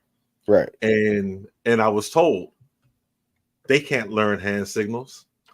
And I'm like, I've been standing over here for the last 45 minutes, sending in hand signals, listening to the parents saying, oh, he's not even talking to them. That's because I'm sending in hand signals and they're out there playing and there's no chaos. So yeah, they can do whatever they want to do. But if you tell them they can't, then they're going to say, well, I can't, you know, so we got to let them just flow with it. You know, I want to get back to the systems. Because with your system, I understand, and I know the history of Jeff Bezos and the Amazon, and 30 years ago when he created it, and then he created the Amazon Associates, and he basically created the referral fee, you know, but you took the referral fee on a whole different level. You took it on a whole different level, especially with your E1U Life, which I'm using, and that's going to be part of my fundraising package for my club. But why did you do that? Why did you create a system that pays so much in referral fees? I didn't create that. I did create it. But I didn't create it. I think that was not my concept. That concept was a good one. That was created by a colleague, or I shouldn't say a colleague, but a customer of mine. We created that system for him in, I think, 2015 or 16. It was not my creation because I believe that the fire needs fed if it's going to be able to, if it's going to be sustainable. And so I created that for the client. And with a model like that, it is great to offer 80, 90%, and sometimes 100 to those people who move it. Like Jeff Bezos offers what, 10%, and then up to 20 if it's for gaming systems, which does really well. Walmart offers what, 3% or something like that. Target offers 8%. A lot of companies offer a percentage if you sell their products for them, which is good. Even with those, you can build a lot of wealth because of technology. You don't go door to door and sell like vacuum cleaners, right? You have a system out on the internet, and when people find it through Google searches and all that, you can they buy it. You make a lot of money. Doesn't matter what the percentage is. So the model was to help that customer or that client of ours to have his own system, and he sold it himself. So it was a great model for what he did. For us, we wanted to make sure when he was not able to sustain it any longer, we could create things around it to continue that flow. And that's what you've been experiencing, is when someone makes a sale of something that costs a couple $1,000s and they end up earning a few thousand. Wow, what a remarkable thing. That is great. However, there are limits to it. Sustainability is important. What do we say about running backs? If they blow their knee out in because they play 4 quarters in 4 games in preseason, we think it's foolish because there's nothing left now for them to really do it later. And so I equate the model to that if the company is not selling it themselves. So the model is great. It works. And anytime a company is going to offer you a percentage of something, and then they give you means to do it, it doesn't have to be our system, any system. You now have something that's way more powerful than having a boss, right? You have something that's more powerful than even a government assistance check or retirement check. You've got something that has no limit on what you can make. For example, why do people like to go to America? Because you can go as far as you want to go. I know people are going to say, if you're black, you can't. If you're from Croatian, you can't. That's a non-truth. The truth is, you can earn as much as you wish. It has nothing to do with your color. In fact, a lot of customers I have, they don't even know that I'm black. So is creative. That's why it's important to get your education, get some education, understand how to do things, read books, learn how to do stuff, because you realize, independent of your government, independent of your color, you can generate revenue. And so these are things that have to be taught. And yes, it just happens that I am black, which is great, which means I get to influence my neighborhood, my children's children. I get to influence that as a grandparent of 6 kids, soon to be 7 here in 3 weeks. It's vital for me to demonstrate that, yes, you can do what you want to. There is zero excuse. And yes, I was talking to a man that lived in cars as a child, lived in abandoned houses. So it ain't about just because I'm black and I'm poor and have nothing. It just means the way out is to expand this. Minimize the entertainment. Do not have more entertainment in your life than you do education. Because then when you see something like this, like the system you're talking about, you'll see it quickly. Like, what? You mean, even though I dropped out, I can make the same money as a CEO of this company, or my neighbor who is a director at FedEx? I can make more money than that person. Yes, you can. That's the power behind it. We have some young people that haven't even reached their 23rd or 24th birthday who can make 6 figures in their first 60 to 90 days. That's how powerful this is. So systems, it's not about the system that we created. It's just about freeing your mind up, coach. And so there's some evolution coming with that. One of the things that model you love has been missing, it is the ongoing impact of the residual impact of sowing and reaping. Isn't it beautiful, like the farmer, the things I sow in March and April, that they create a return and a harvest in the fall? Yes. And so we're integrating things that will do that will give not just what they call tit for tat, but the things I did today pay me today, but they also pay me tomorrow. So instead of hustling around in December, the things that I've done in June and July are still paying me in December. I don't got to go hustle for the money. I can live my purpose. So if I want to go volunteer for the fire company, volunteer to coach kids, volunteer to work with the Sickle Cell Foundation, I want to do any of those things, I can. Yes. speaking on sickle cell with the nonprofits, how can one integrate one of your systems into their nonprofit flow? Because I know that there's a lot of nonprofits, especially here in Philadelphia, that they can get the grant, but part of the problem is having that flow or that cash flow just to run their program. Well, there are numerous ways, but I'll tell you this. One of the challenges that's hard for people is because most people that run corporations and or run nonprofits their foundational education is from the big machine, meaning that when you come up with ideas like you may have for nonprofits, they're not as widely accepted because it's outside of the box. It's outside of the normal paradigm. So I'm a big believer that if God gives me a vision for something, he's going to finance it. I'm a little bit not old-fashioned in that if God's calling me to somewhere to be a missionary, if I say is God calling me, I don't got to go around and beg people for the money. That means he's also giving me the wherewithal. I believe that if he has something in mind that's for me to do, he's going to finance it and give me the strength to do it. Well, I believe that about business. So with nonprofits, oftentimes the fundraiser that makes sense to them is if they can, for example, sell candy bars, right? And get 10% of those. They're on door knocking affiliate stuff, right? All schools do it. Cheerleaders. I just sold a lot of popcorn for Young Women's Empowerment Academy. They get 50% of the popcorn. I sold a lot of that for them, right? There are a lot of things that one can do, but when you have a system, a mechanism, where if a nonprofit signs it to be an affiliate and can earn 50%, 70, 80%, and it can be ongoing, they don't know it. That's more powerful than a grant because they can fuel the mechanism to get donors who are not donating anything. They're buying a product or a service, and in return, they have this ongoing revenue from it. So imagine this.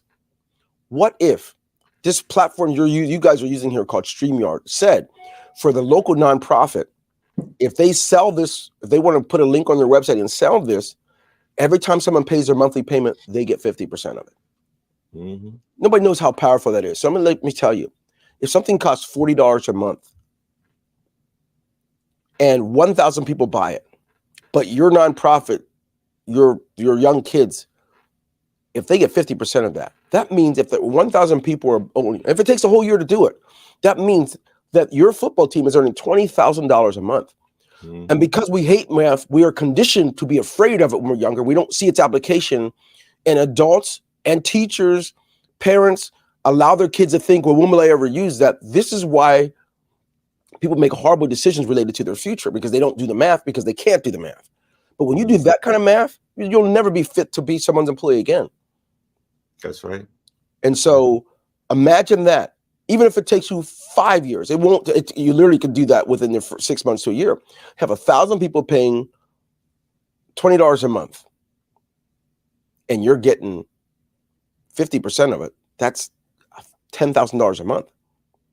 I mean, you know how many sports teams would love to? I mean, literally, Little League sports teams would love to have $10,000 in the same year or the same season. But you can get that every month, even after the season's over. So it's elementary the way I put it, but it really is elementary. But most can't see that. Most can't see their need. They see the cost. And when people only see the cost, that's the issue. They don't see the cost of not doing it. So I love to talk to people about, hey, look, why are you not using this model? You're working so hard. You're going to go to your grave with your dreams in you because you let the cost of something keep you from doing it. And when that happens, here's what really happens. The same person who won't pay $200 or $300 for something that's going to make their business make more money for them will easily buy rims, upgrade their car, which is nothing but a liability. They can get wheels. Why do you have to do things related to what people look at, right? Why not? I like to put money into things that create more money. I don't want to put it into the shirt. I'll wear a shirt, but I'm not going to overspend it. I'm not going to buy $1,000 shirt to make you feel good. I'll take that same $1,000 and put it in my business so it's impregnated and it creates more $1,000. That's what I like to do. And so nothing wrong with doing that, but it disturbs me how many people won't make the correct decision for their business because of an initial cost that they're already spending on a carton of cigarettes. that they're already spending on happy hour every month, that they're already spending on, do you know the average American will spend like $150 a month in cable television, and the same person will complain about having something cost $29 a month to feed their business and make them money. That's beyond me. Number one, nobody needs cable TV anymore. You can stream it all from your devices. You can just get the apps, right? Nobody needs it. So I'm not the guy to ask about that, because by the time you talk to a nonprofit, they get it by the time you have to have a long dialogue with them. But the real issue is all the 14 to 20 years of education we got first that programmed us not to see things the way they should be seen. That's right. Woo, you got me. All right. That's why a lot of times when people talk about different systems, the first thing they want to talk about is a pyramid. Oh, that's a pyramid scheme. That's a pyramid scheme. And when they don't realize that, your job, that the wages is basically a pyramid scheme. Hey, Coach, let me finish that for you. So if you think about it, the hierarchy of a business got a CEO at the top, right? Just think about the shape of this. Underneath that president CEO, you got senior vice presidents next in line. That's right. Then you have the vice presidents next in line. And the numbers are getting bigger as I go down. Ready for the next one? Now you got directors, a lot of directors. Then you got managers, a ton of those. Then you got supervisors, a ton of those. And then you have the mass population of what they call entry level and frontline workers. That is a pyramid. It's just the only difference is you're at the bottom of that pyramid. That's right. So that's right. If we're talking about a pyramid scheme that takes advantage of people, that is not good or right. But if we're talking about the infrastructure, everything operates that way, from military to companies and corporations to even your very church you go to. So don't be mistaken. The difference is if I own my own business, I'm at the top of it. I'm at the top of what you call a pyramid. The difference is if you got your job and you're making $100,000 a year and the CEO doesn't even know who you are or that you exist, you're at the bottom of yours, let alone the type of income you make. So, woo. And that's a very good example. That's a very good example. I could draw it out for you. And I have a master's in business administration, right? And one thing, when I saw them, when I saw the structure, the infrastructure of how the very top companies around the world work, I'm like, everything's a pyramid. The difference is, where are you in the midst of that pyramid? That's right. But money shifting, passing money to take advantage of helpless people, that kind of a pyramid, which is not, I don't know where that name came from. That's more of what they would call the Ponzi, based after that guy. But the shape of it, don't be foolish, man. Don't be foolish. I like to tell people that you are your own pyramid, because if you have your feet at a 90-degree angle, and you know that from standing at attention, being a Navy man, you're standing in the A squared plus B squared equals C squared. Which is the very algebraic expression that people say, when will I ever use that? There you go. And you're standing. So if you're standing and you turn north, south, east, and west, oh Lord, you just created 360 degrees, which is the basis of a pyramid. So what type of I remember in the last conversation you even expound on nonprofits having for-profits to help them. Because one of the more common infrastructures that people don't know about is a lot of the for-profit companies or larger ones are owned by a nonprofit, which creates the perfect ability to flow their revenue and do good things, and or also be protected from excess taxing. So the last job I had some 20 years ago was a place called Highmark, right? Highmark Blue Shield, which was a nonprofit that had a lot of for-profits under it, right? And so that used to puzzle me when I first started working there. By the time I got my MBA, and I realized why and what. So there's nothing wrong with nonprofits having a profit. That's the first thing. You're not supposed to come up with 0-0. There's nothing wrong with a nonprofit generating capital. It's a very healthy thing. But there's nothing wrong with a nonprofit, not just having profit, but also having for-profits that are beneath that same umbrella. So when you have a company that's an umbrella company, which you may know of many, right? Many of you know of Procter & Gamble. But if you think about the Colgate brand and other brands that are under, like, wow, they own a lot of stuff. So that's all. It's a matter of structuring. But this is why I tell you, expand your mind. If the majority of your incoming knowledge comes from Facebook and YouTube, but you really don't go deeper, it's not bad, but you have a lot. You don't know how to differentiate between what and what. And so some things you want it to be sound based on principles. That's how you know, like some stuff we were taught in school wasn't inaccurate, but that's why you want to develop your mind beyond that. Go back further, go deeper. Biographies are really great places to start. Learn about people that are similar to you in your personality, in your expertise. What did they do to be successful? I mean, I'm a reader. I love to read. I love to learn how people do things. That's also what made it me unfit to be an employee. That's why I had so many jobs. I was never satisfied. I saw what was possible. I don't think a person can learn all the things that are possible if all you're doing is scanning social media and watching TV. So my belief is, Coach, that we have been conditioned to watch people on TV and in sports to live their dreams while we're at home living a nightmare. We could literally, we could ensure that we can do that by minimizing that. If anything, let's minimize the entertainment, increase our development in education. When I say education, I'm not necessarily talking about school, just your own development. You don't have to do that. I mean, yeah, it's great if you do, if you can afford it. If you want to spend those years doing that, do it. The most important thing is that you expand your mind, you master and understand the things that God has put here for us to enjoy, and at the same time, live our purpose. I don't think you can live your purpose working until 70 at the average of 2,000 hours a year. 25% of your 24-hour day is spent sleeping. 7% in traffic. You have other responsibilities. You got to clean. You got to do things, and before you know it, there's not enough time to live your purpose. So unless a person does take control of that and do some things, entrepreneur, don't generate your income from some seeds you've sown, as opposed to going out and spending a third of your day at someone's place. So that's my opinion. I love to do work with nonprofits, but one of the things is the freedom to get to do that.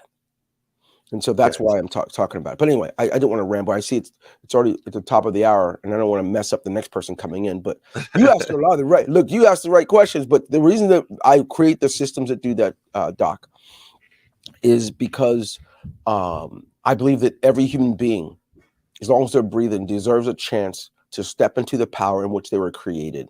And you can't really do that if you don't own your own time. If you don't own your own time, if you're leasing your own time from yourself, and you finally get it, and all you do is can make it the happy hour and catch a basketball game or football game, and then you go back to the work for the person, it's not living. We're just merely existing. We're walking drones. We could step into our power and speak and live and touch the parts of life that most only dream about. That's it. All the funerals any of us go to every year and seeing people die with their dreams inside them, nothing's more sad. Yeah. You know? Especially with the children. The children. Now, your systems, what makes your systems from your point of view different and attractive? I don't know. That sounds horrible. I don't think like that, so I don't know. Gotcha. I mean, as a user, I probably would guess that one of the things that makes it different is the autonomy, the control that the user has in their hands, right? And the downside to that is most people aren't used to having their own decision making. If you go to work, all things are already decided for you: where you sit, what product, what you use, what you do. When you're an entrepreneur, all that's in your plate. Right. You're not waiting for someone to permit you to do anything. You go to work, you might have to ask, hey, can I go to the bathroom now? I know we're in a meeting, but you have to seek, hey, I need a day off to take the kid to the dentist. So what I like is the autonomy that our systems allow people to generate the same kind of income, or a lot more than they did on their jobs. But the most important thing is the freedom. Now, all of a sudden, there's a huge responsibility put on your plate, because too much is given, much is required. Now, if you are in charge of your day, the average person who's been conditioned in the American school system, they flop. That's why a lot of kids can't go to school in line, because it means they're in control of their day. And when you have that control, it's easier to fail, because now you don't have someone to force you. Mom's not going to make you. Your boss is not going to make you. So that's the other side to it, man. I think it's unique in that people can have that time. And unfortunately, if you're not conditioned, if you don't train yourself, that may be the beginning of the end. If you don't know, you're like, oh, you can make as much as you want. What do? You wake up late, you watch a little TV, you scan some for YouTube. Before you know, it's time to go to bed again, and you didn't do anything. That's what a lot of people do when they first get into being an entrepreneur. They go on Facebook and look like it. They'll do a live, hey, who's grinding? They talk to each other, but not doing anything. And so I'm a big believer that we should all be involved in income producing activities. Scanning and surfing is not income producing. What is the connection between your activity and the return you will get? And that takes spending your mind. That's why I do a lot of trainings. I'm really big on training, because training and development will help coach and condition a person like you do in sports. You do conditioning in basketball, football, and soccer. Then you do drills, so it becomes second nature. Well, everyone doesn't require that. Some people have built-in barometers, built-in compasses. They know that I got to get busy. I'm doing my thing, but most don't. So training and development, a person is freed up to do what they want, live, and do it. Now, if you want to work 16 hours a day, that's your choice. If you want to work 2 hours a day, that's your choice. That's where people fail. They really just love the freedom, but don't want to pay the cost for that freedom. And freedom does have a cost no matter who it's with. Got you. Now, let's wrap this all up and put a nice bow on it. What do you see with the change in the climate and the political things? I stay away from it because I look at everything opposite. You know, if they're going left, I'm going to go right. I see that my focus is working with the children, teaching them the cash flow quadrant, playing the game, and then having your systems available to put what they learned playing the game into actual reality, and utilizing this to create a club so they can bring more people in, because the children, especially playing that the cash flow for kids. One thing that I noticed the first time I did it was with young men, young boys between the age of 10 and 13. Mm-hmm. Once they got over the fact that they had to read and do math, me and one of my friends, we stepped back and we watched them not only get into playing the game like they were playing Madden or a video game, they automatically started helping each other with words they got stuck on. They helped each other with the math. And it wasn't just one occasion. This was at every table, you know, and in every session. And then a couple of months later, when I was doing it in South Philadelphia at the McDaniel School, I was with young princesses, and they did the same thing. You know, my goal is to create that culture, you know, so they don't have to be that envious and jealousy. And you know, I lost a football player, you know, over a text. You know, I lost 5 football players to gun violence. The gentleman I talked to yesterday, he lost, you know, about that much. And I mean, that's a common conversation that coaches have. You know, how do we bring all this together and get these children through that Red Sea? We got echo. Okay. One of the answers to that as we close out. I love your presentation, but I have to interrupt you, and I want to thank you so much for a phenomenal interview. I mean, everyone needs to hear this. Thank you so much, and thank you. I really appreciate you, and I appreciate you bringing this topic forward so that everyone can hear it, because everyone needs to hear it. Thank you. So at this point, I'm going to say that genius is coming, and I'll see you on the other side. Take care, please. Take care, please. So I want to thank you so much. And I want to talk about our scholarships. The Black Business Expo's mission to raise funds for high school seniors going to college from K through 12, from college or K through 12 entrepreneurs. This expo is a fundraiser for students. You may go to www.blackexpousa.com to donate to the scholarship fund, or use Cash App that's on the screen below and say $BBXUSA. Our goal is to give laptops and up to $5,000 to 10 students. Students can register online at www.blackbusinessexpousa.com. Every dollar counts. So we want to remind you to donate to the scholarship fund. We want to thank our Black Business Expos USA sponsors for August 2023. And that's a hearty thank you to NC100, Moody Capital Partners, Suede Soul, Lotus Rich Coaching and Training, Carolina, Virginia Minority Supplier Development Council, Step Management, BHS and Associates, Margie McLean Foundation Incorporated, Genius is Common, Earth Essentials, Malaine Shawnee Global, Executive Women's Success Institute, The Quality Coaching Company, Superwomen Business Services, Creative Force Studios, Lee Entertainment, Artistic App Design, Black Business Expo USA. Genius is common, and I will see you on the other side.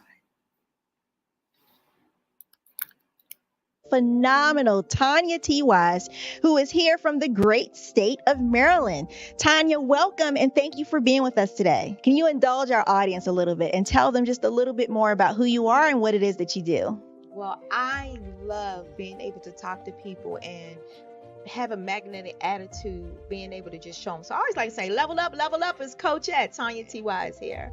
So can you tell our audience, just give them a teaser about what your presentation will be about? So my philosophy is that we should all be living our dream life. So tomorrow I'm going to talk about how you start living your dream life. What are some of the things that you thought about in your childhood that you just kind of let go and dormant? Wow. And I want to reignite that and just give you some pointers and some tips, some tools, some strategies to be able to start living your best life now. And guess what, Rhonda? And leave it inheritance for your legacy.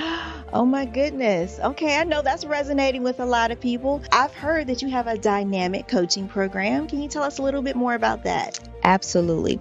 So our coaching program help people that have the lack of time, that lack strategies, and lack the confidence to go after their dream life. So we help them implement tools, we help them implement strategies, as well as give them resources so that they can live their best life now and leave that inheritance. Wow. Oh, I love that. I love the leave the inheritance part.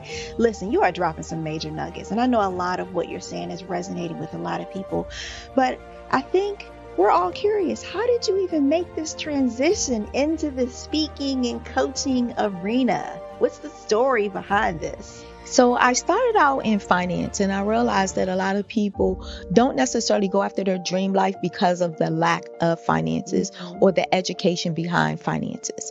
But it wasn't until I lost my firstborn, my only son, that life changed for me. And where I was going after it all, living the corporate life, hit my 6-figure income and living in my dream house with my dream man, driving my dream car.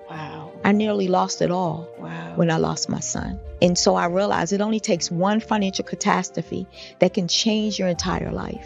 That's what made me start All New Beginnings. Because no matter what's going on in life, there's a new beginning.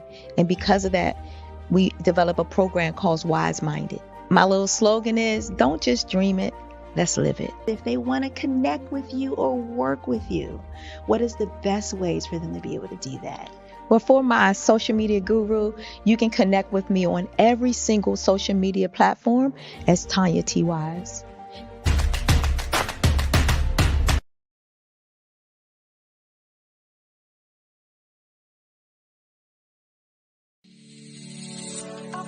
Did you know that our black dollar only lasts for 6 hours in our community?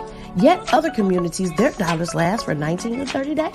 The Black Wall Street Nation. Black Wall Street Nation. Yes, that's why we created the Black Wall Street Nation. Black Wall Street Nation is a centralized directory available to all black businesses across the world. It was created for businesses like you, the ones that want to start and the ones who have a dream that have already started, such as businesses like Drop in a Bucket Productions, Valito Foods, Sugar Tea Branding Firm, All the Dazzle, Bun Cakeaholic, Miss Riot, and you. We'll have marketing, seminars, and some funding coming soon just for you. So, we want you to come and join us. www.blackwallstreetnation.com. See you there.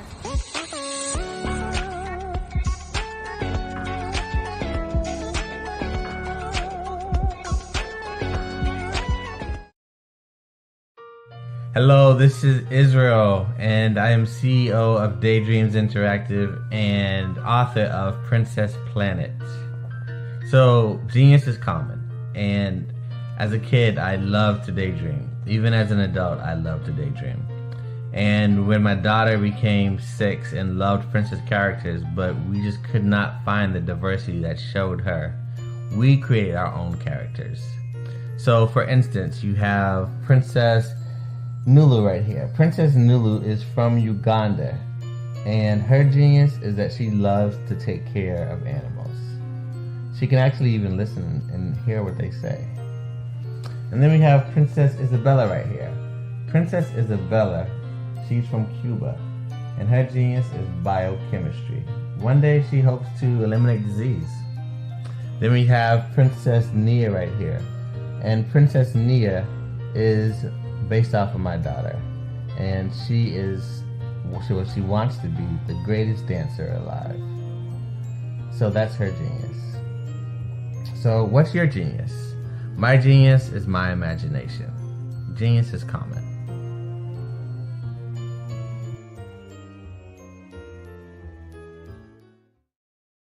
Hey guys, my name is Caden. I'm the CEO of Caden Teaches, and my genius is teaching kids about financial literacy. Throughout my financial products, such as my financial flashcards, my activity book, and my newest project, my financial bus, which I bought. And on the bus, it has a mock bank where kids will learn how to deposit and withdraw money, a mock grocery store where kids will be able to learn how to have a family budget, and a mock stock exchange where kids will even be able to learn how to invest in stocks. Now, I decided to start teaching kids about financial literacy because I find that most kids graduate high school without even knowing the basics about financial literacy. And I feel if I were to teach kids about financial literacy, that I would be able to help kids tap into their genius. And I actually learned about financial literacy to my dad because I would go to business meetings with him, and I would always see that they were talking about financial literacy. And at that point, I didn't understand what financial literacy was. So I took it upon myself to learn about financial literacy and teach it to kids in a way that they could understand. But I want you guys to help me help kids tap into their genius by going to my website, cadenteaches.com, and you can sew into me in my financial bus by going to my GoFundMe link. And remember, if Caden can, you can too, because genius is common.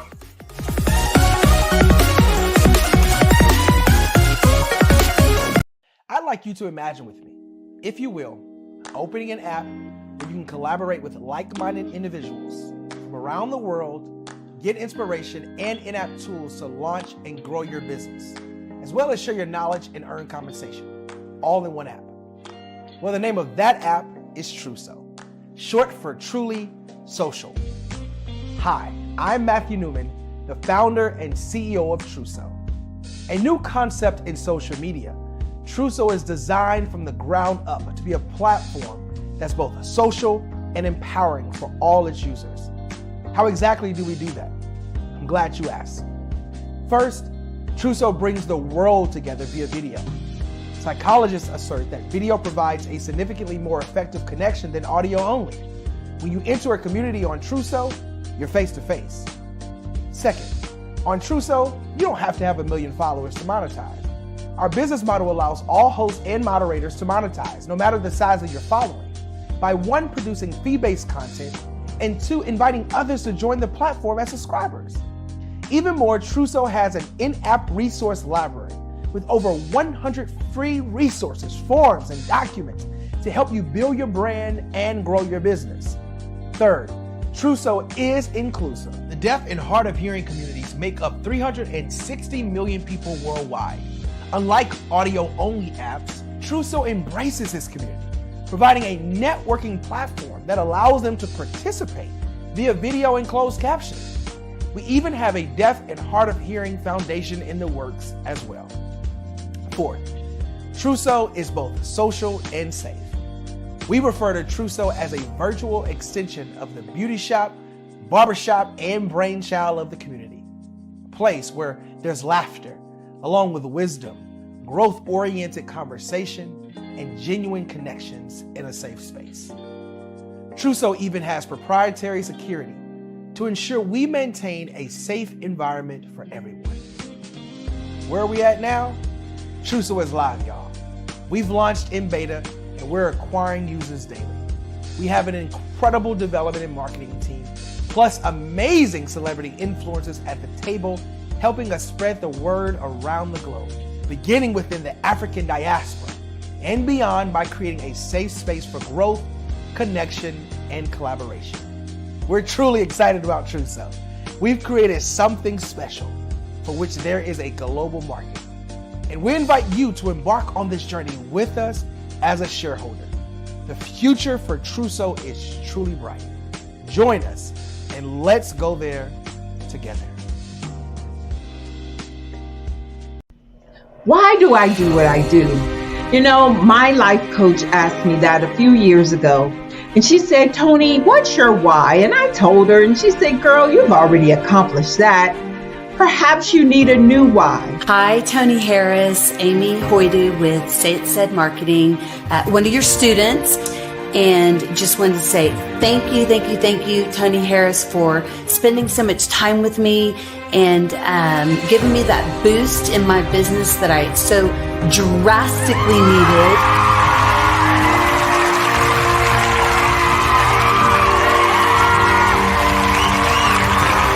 My why is to touch, move, and inspire my clients to take drastic steps to be better than they were before they met me. I'm a resource.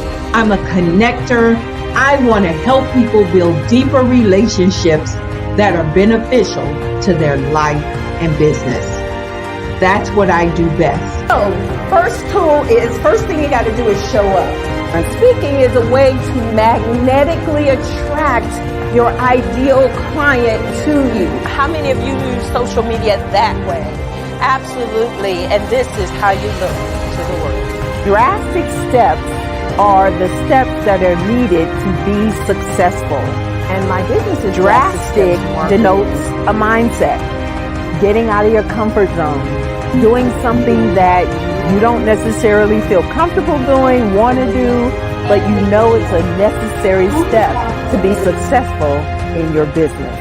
I get the most satisfaction when I see my connections flourishing into relationships long after I am gone. Hi, my name is Jasmine Augustine with Media Jasmine, and I've joined several networking and referral groups in the area.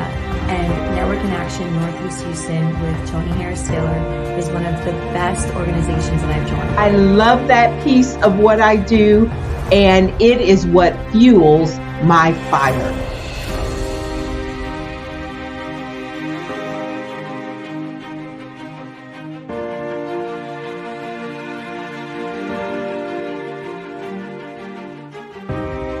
My name is Tony Harris Taylor, saying take a drastic step today for a fantastic tomorrow.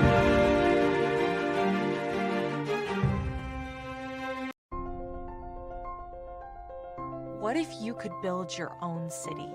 A place where every child can find nurturing people to help them achieve their full potential. A place where every adult can access job training support. Where health education is abundant. Where social justice ruled the land.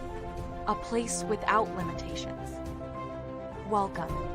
You have arrived at STEM City, USA.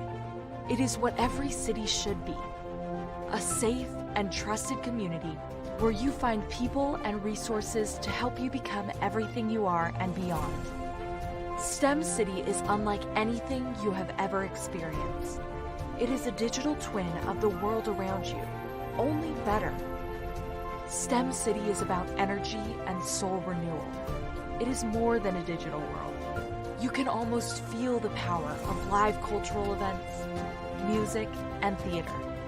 STEM City promises a better future for children with caring mentors and hands-on activities with dedicated tutors to support our youth. STEM City is your passport to a healthy lifestyle with weekly events addressing our community's many issues. STEM City is your financial well-being with helpful information on wealth management, career advancement, job training, and so much more. STEM City is the community you deserve. It is the city where your dreams can come true. STEM City USA, a place in the sky that is accessible to all who reach for the stars.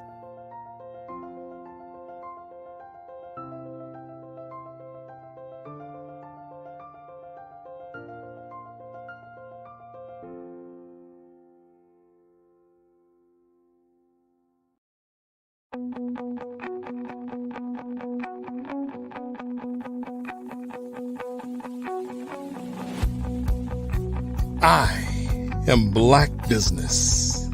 From the moment I wake until the time I sleep. Yes, I am Black business.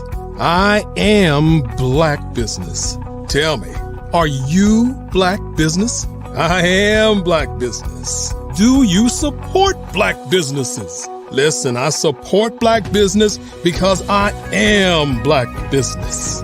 Black Business Expo, one of the largest business showcases in the history of Black business in the world. The world! Sign up today at www.blackbusinessexpousa.com or call 919-308-9090. I am Black business.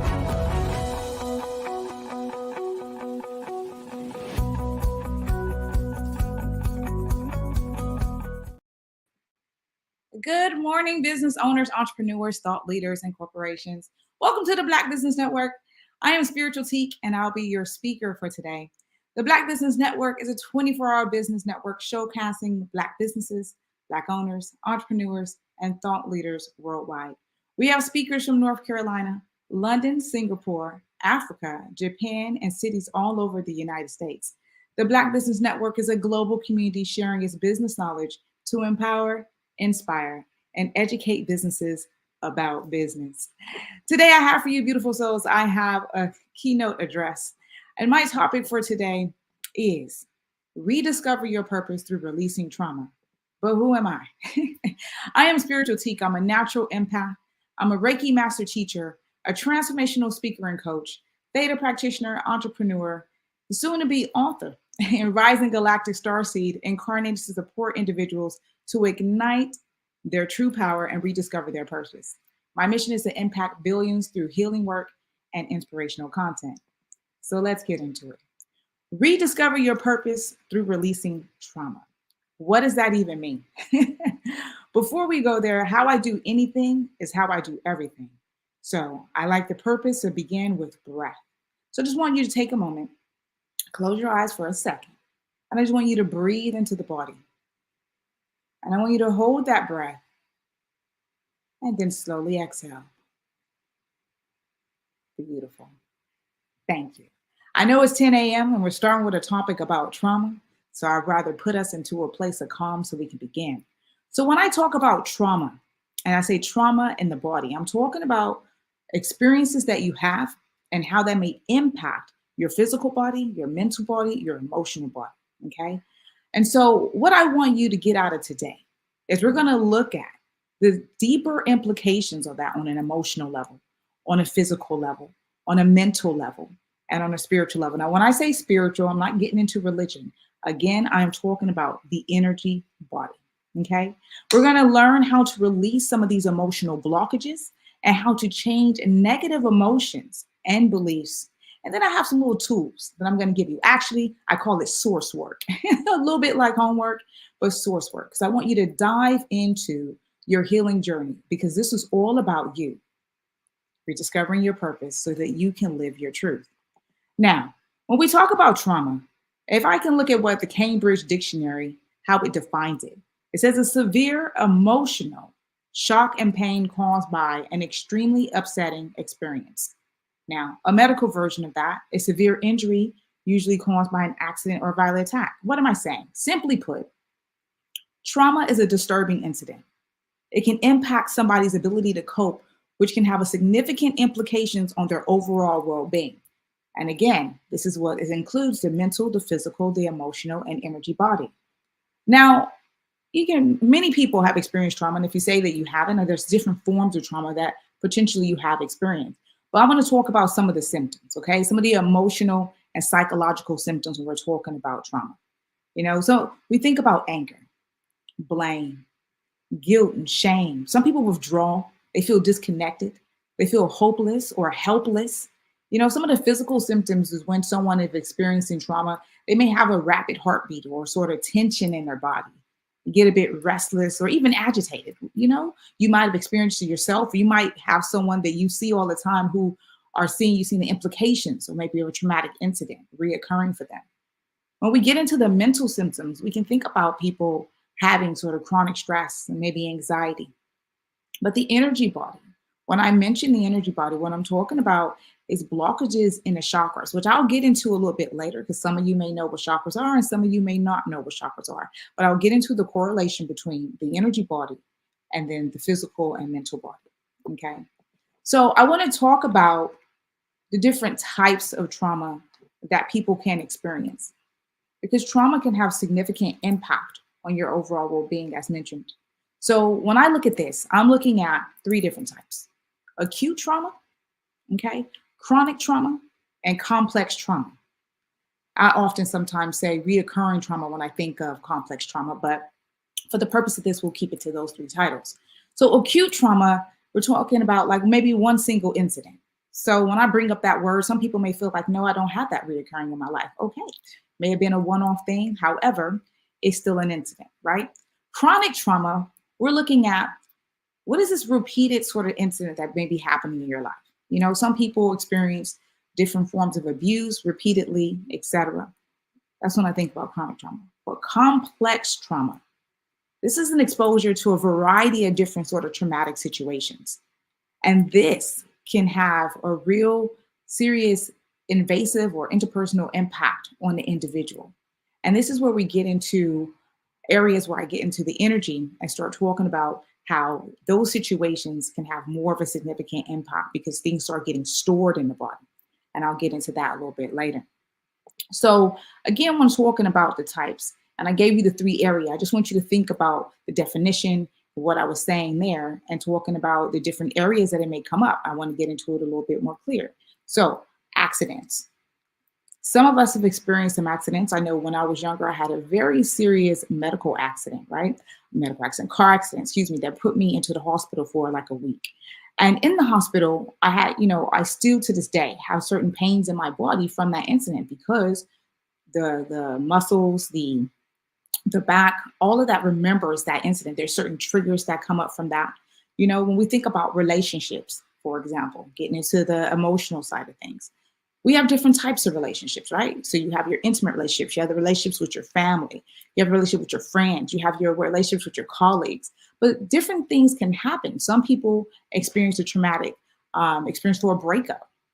And that can really shape how they feel about themselves. You know, you can have different relationship with your parents, for example. Some people have, I will classify as traumatic relationships, and it can be traumatic would be with their parents. And it requires a deeper level of healing. Loss and grief is an area that will always bring up and have a form of trauma that stays in the body. We can think about environmental trauma. And I'd like to pause there because oftentimes when people think about trauma, they think about the environment, they think about like home life or something happening directly to them. But actually, on a larger scale, I can use the example of 2020, but I can go even deeper and start talking about cultural trauma and the implications of that. And going even deeper and thinking about ancestral trauma. And then it starts to take me into the energy body, which I'll get into. But another area that I want to mention to you is self-inflicted trauma.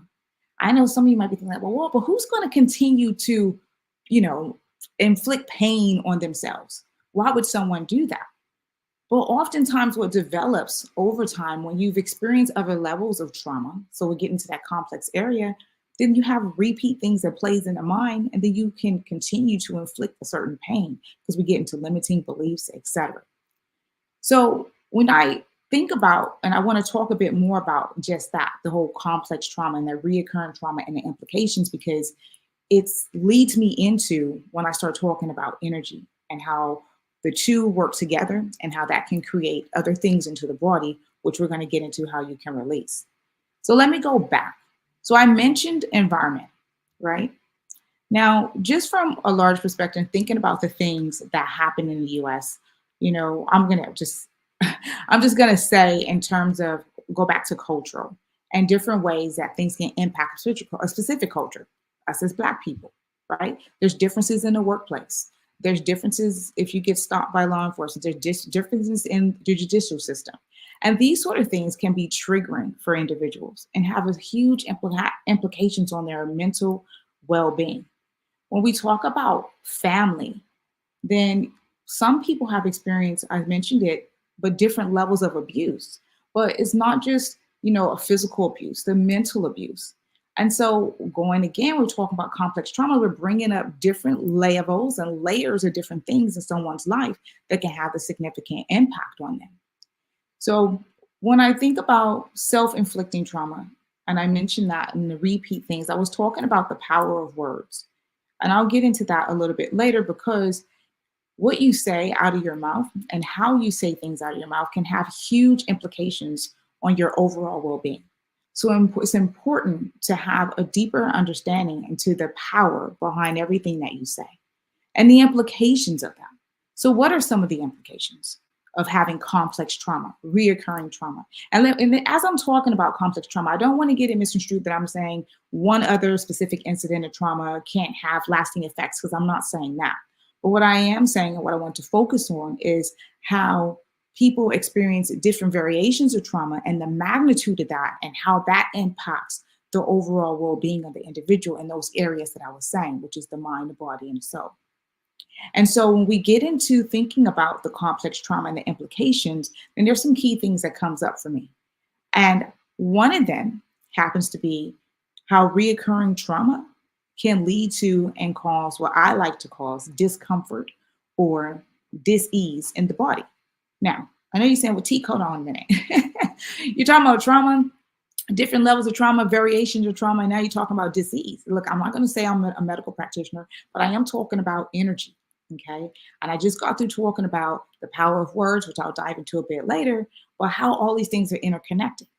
And the work that I do, what I often see is I see when someone tells me that they have a physical, I'm going to call it discomfort, okay, not disease.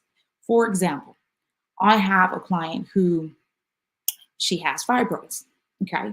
Now, the first thing I said to the client about the fibroids is I went into the emotional side of things because I knew that there had to be some level of storage in the body that has supported the creation of this discomfort, right? So we got into certain words that she was holding, like resentment, for example. So that's on an emotional level. Then he has to start pulling it down. Well, who is it that she's resenting? Where did it even begin? When did it start? Did it start in childhood? Had to start in adulthood? Looking at the themes of that, right? Then we need to get into body. How are we feeding the fibroids, right? So the trauma of maybe they're overeating, maybe they're eating a lot of sugar, etc. Just giving an example, okay? But what I know is that when you can start to dissect what may be the contributing factors to something, then you start moving during a line of healing. And this is what we're talking about, and going back to the title, is rediscover your purpose through releasing trauma. But you got to start identifying the areas of trauma and the root cause of it so that you can move forward in wherever it is that you want to for your life. Whatever you set in a goal, you want to start a new job, et cetera, you want to just release all the pain, et cetera, right? But we need to identify it first. Because one thing's for sure, and like my mom always say, two things for certain. When someone is going through something constantly, that complex trauma I'm talking about in different variations of environmental, home life, work life, et cetera, eventually, we get to these point of triggers. And there's the traumatic events, you end up having these different flashbacks, basically like PTSD. People start having flashbacks of different things happening to their life, and then it has other implications on them. And some of it leads to things that they can't even control. For sound can happen, and you think, they're frightened, and they go into this whole fight or flight situation. And that has significant implications for how they communicate with another soul, how they communicate with themselves, how they see themselves in the world, etc. It can impact them in so many ways in terms of how they sleep, how they concentrate, and how they see, how their belief systems about self, put it that way. And so I'm leading into the whole area around PTSD. I just use that as an example because I want to talk about the magnitude of how trauma had those sort of implications. And I'm gonna lead you into this story. So this is a story, it's called Brandon's story. Brandon was 34 years old. And on the 2nd of January, one single bullet took his life. And one can argue, suicide accident. However, what reigns true is years of anxiety, of not feeling worthy of themselves, which is a direct result of how this individual must have seen themselves in the world. He was a high school dropout. He was an ex-gang member. He suffered mental and emotional abuse as a child, all which resulted in him having anxiety, heightened anxiety.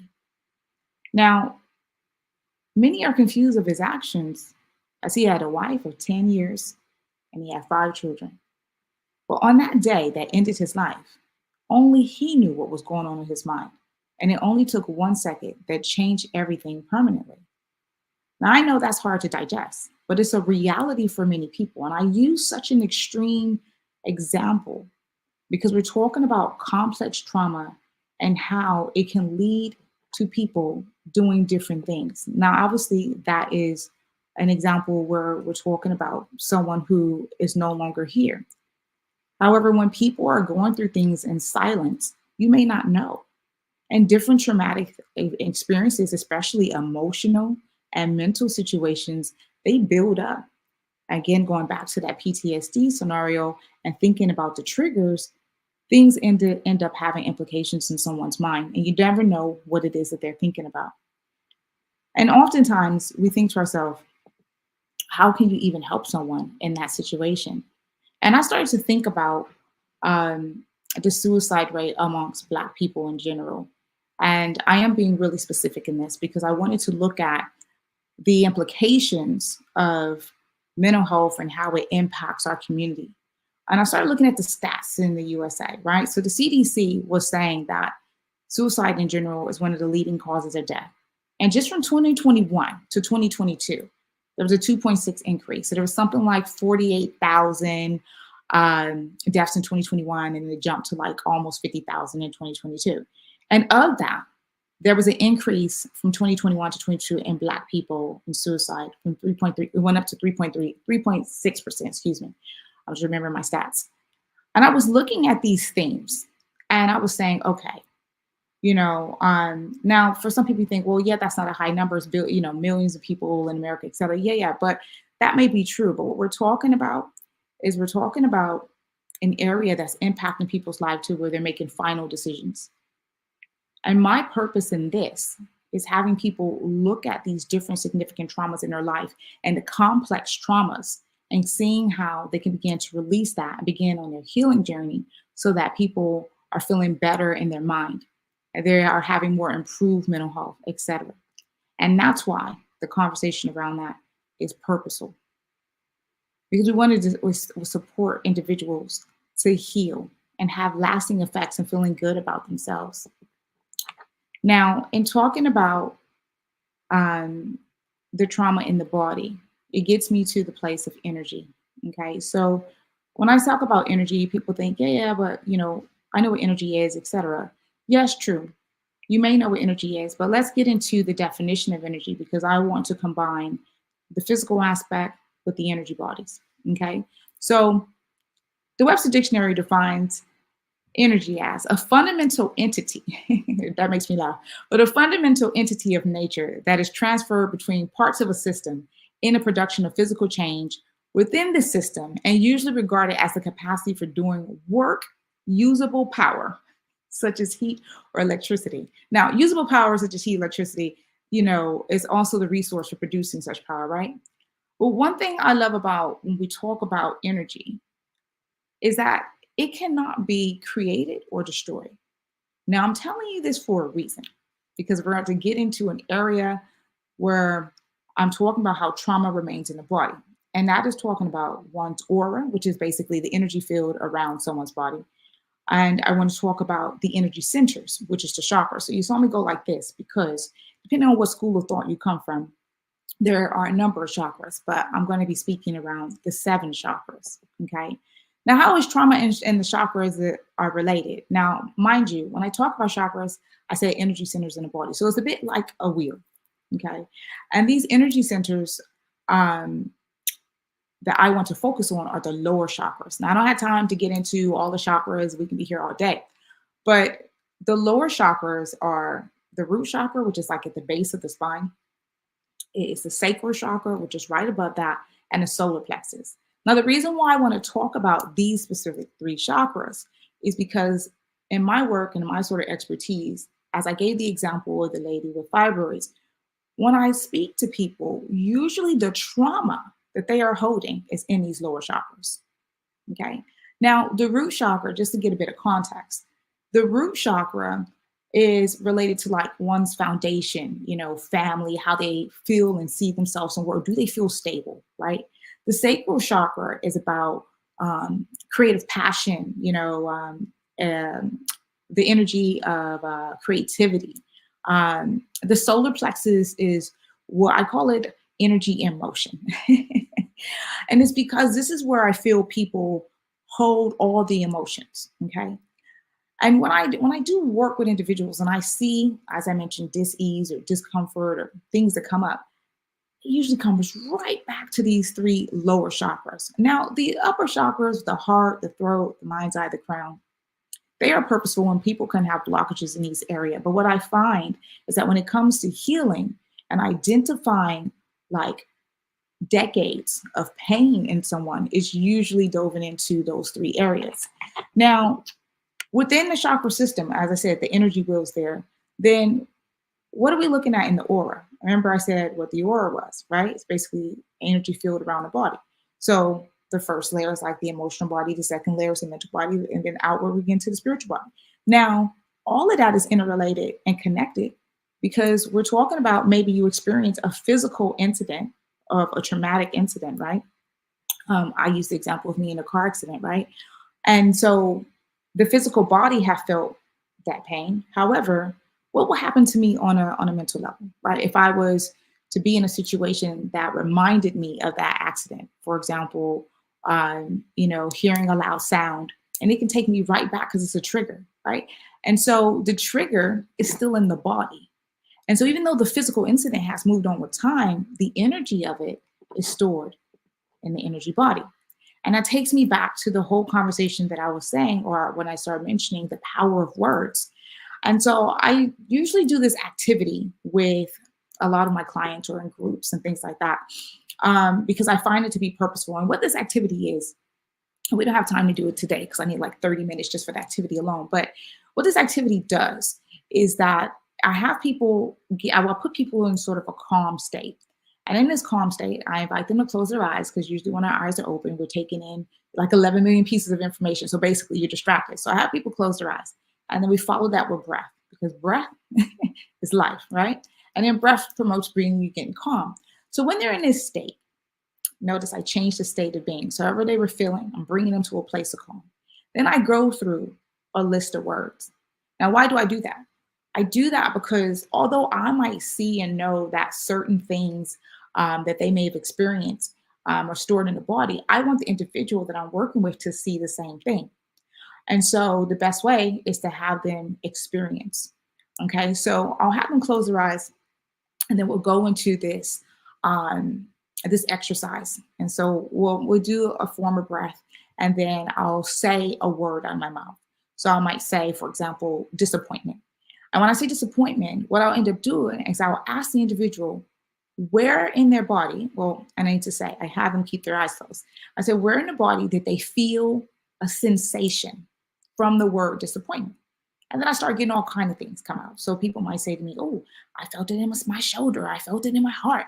I felt it in my stomach, Teak, right? And I'm like, okay. And in some places, I'll go ask a bit more questions. I'll say, so in some places, was it feel stronger, or was it like faint? And I get them to start identifying the sensation, because now we're talking about energy. And then once they can identify, oh, yeah, so I got this shoulder, and then they remember, oh, but I had this physical shoulder thing happening, right? For example, and then we get into it a bit further. Well, when did that originate? Maybe it originated from a traumatic event. Maybe it's something that how they store things in the body. And you can start to really, really dissect it. But what I find is I even call them low vibrational words. When I say some low vibrational words like resentment or hate or feeling unloved or something like that, then things start to pop up. And usually it's a combination of areas. So I mentioned the energy centers. I talked about the chakras, but even though I'll say the word, they might feel something in the shoulder, they might feel something in the stomach, and then start activating in different places, and then different experiences of that, or different memories start to come up. So again, we're talking about triggers. And so the purpose of that exercise is to show how the energy has been, how the traumatic event or traumatic experiences or the complicated, the complex trauma has been stored in the body. And that way, when we start identifying it, then we can start looking at ways to sort of release the trauma, because obviously we don't want to keep that energy stored in the body. And so there's different ways to begin to do that. There's several things that I support people to work with, but one of the fastest ways to sort of get rid of trauma is through what I call the power of the elements. And so you're like, well, Teak, what is the power of the elements? Well, yeah, I am talking about earth, air, water, and fire. And no, I'm not making a song. But when you are able to, let's bring up earth, because I work a lot with earth energy. Okay. So when I talk about the earth, I'm talking about things like grounding or forest bathing and tree hugging. Now, some of you are thinking, Teak, I'm not about to go and hug a tree. Okay. You don't have to go and hug a tree. However, I'm talking about ways that I know that can bring the body into a sense of deeper level of calm. And when you're working with trauma, you want to be in a deep sense level of calm, because the memory of these situations, especially cell memory of these situations, can have, lasting effects. So what is forest bathing? Is literally taking a walk in the forest, being there for a few hours, but really being, have you ever heard people say, oh, I went for a walk and I feel so much better, because you are in a relaxed state. But also the trees, I can get into all of this stuff, but the trees begin to emit, I forget what chemical, but they forget to emit something that naturally supports the release of calm. Tree hugging. Now I'm a fan of tree hugging. You might think, well, I'm not out there hugging no trees. You might hug a tree with me. But tree hugging supports grounding. And grounding, when I'm talking about grounding, I'm literally talking about connecting to the earth. And you can do that in many different ways. Okay. So you can literally take off your shoes and allow your feet to connect with the earth. And what does that do, that sort of connection? Well, when you do it consistently, and again, we're talking about bringing the body, the mind into a place of calm, so you can start identifying things that have been stuck and stored. But when you begin to do that consistently, you're going to start seeing like remark improvements in your life. Okay. So your improved sleep, it's going to reduce the pain. So I talked about discomfort in the body. I talked about the exercise where some people said that they might have stored pain. So it began to reduce that. It'll support with the rhythm, in terms of your, like how you're intaking stress into your body. Okay. Because you'll be feeling a bit more calm and how you respond to things. Also, the sympathetic and the parasympathetic nervous system. So it brings balance. So what am I talking about when I'm talking about sympathetic nervous system? Sympathetic nervous system is like that fight or flight, right? And so parasympathetic is more like the rest time. So it brings balance in that. So people can expect things to heal a lot quicker. And you think about, how is that possible? It's been proven scientifically that it is possible, and that the effects of grounding actually shows some increased healing. I found this article because the other side of me, the academic side of me, the little nerd side of me was like, okay, I don't want to be all spiritual kumbaya and all of that. I need to find something that actually can evidence, in terms of grounding and the benefits of grounding. And there's this article in the National Library of Medicine. It was published some time ago, back in 2015. However, the information is important, and that's why I want to share with you. And so I'm just going to read this quote from the article. So what it said is, they did this article on grounding, and it said that they had some multidisciplinary research that revealed that electrically conductive contact of the human body with the surface of the earth, basically taking your shoes on and connecting, right, produces intriguing effects on the physiology and health. Come on. Now, these effects relates to inflammation, immune responses, wound healing, prevention, and chronic inflammatory and autoimmune diseases. Now, let me just let that land. So they did this research that confirmed that doing something like grounding can support with healing. Now, I'm talking about trauma and the implications in the body, right? And here we are talking about how you can do something physical with connecting to the earth that's actually looking at the electromagnetic energy. There's an exchange and it producing healing effects. Now, I don't know about you, but I know that sounds good to me. And so when I say this to people about doing something like grounding, especially when you're diving into your road of healing, then it's all about that one word, and that is consistency. If you're not consistent with anything, then you're not going to really see results. And when it comes to your healing, you need to be consistent. You need to take the time out to decide and set your intention. Let me put that in there and set your intention that you are ready for that to happen, that transformation. Because some people, and I'll say it plain, some people continue in these cycles or these patterns of behavior that have continued lasting effects. But when you're really serious about wanting to attract, and I mean that in the best way, when you're really serious about wanting to attract new things into your life, then that means you need to reflect in.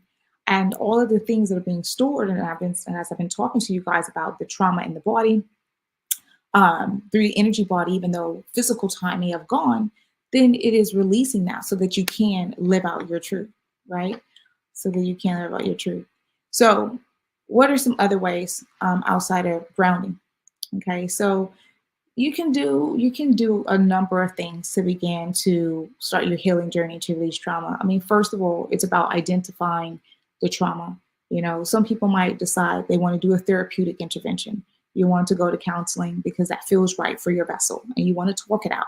Okay, that's one way. But remember, that's dealing with the psyche. Okay, we're still not deeper into the energy. And so when I think about releasing trauma, and because there's an understanding now that, whoa, even though the incident happened, there is still storage in the body, then because we're multifaceted beings, it's important that you have, in my view, combination therapy.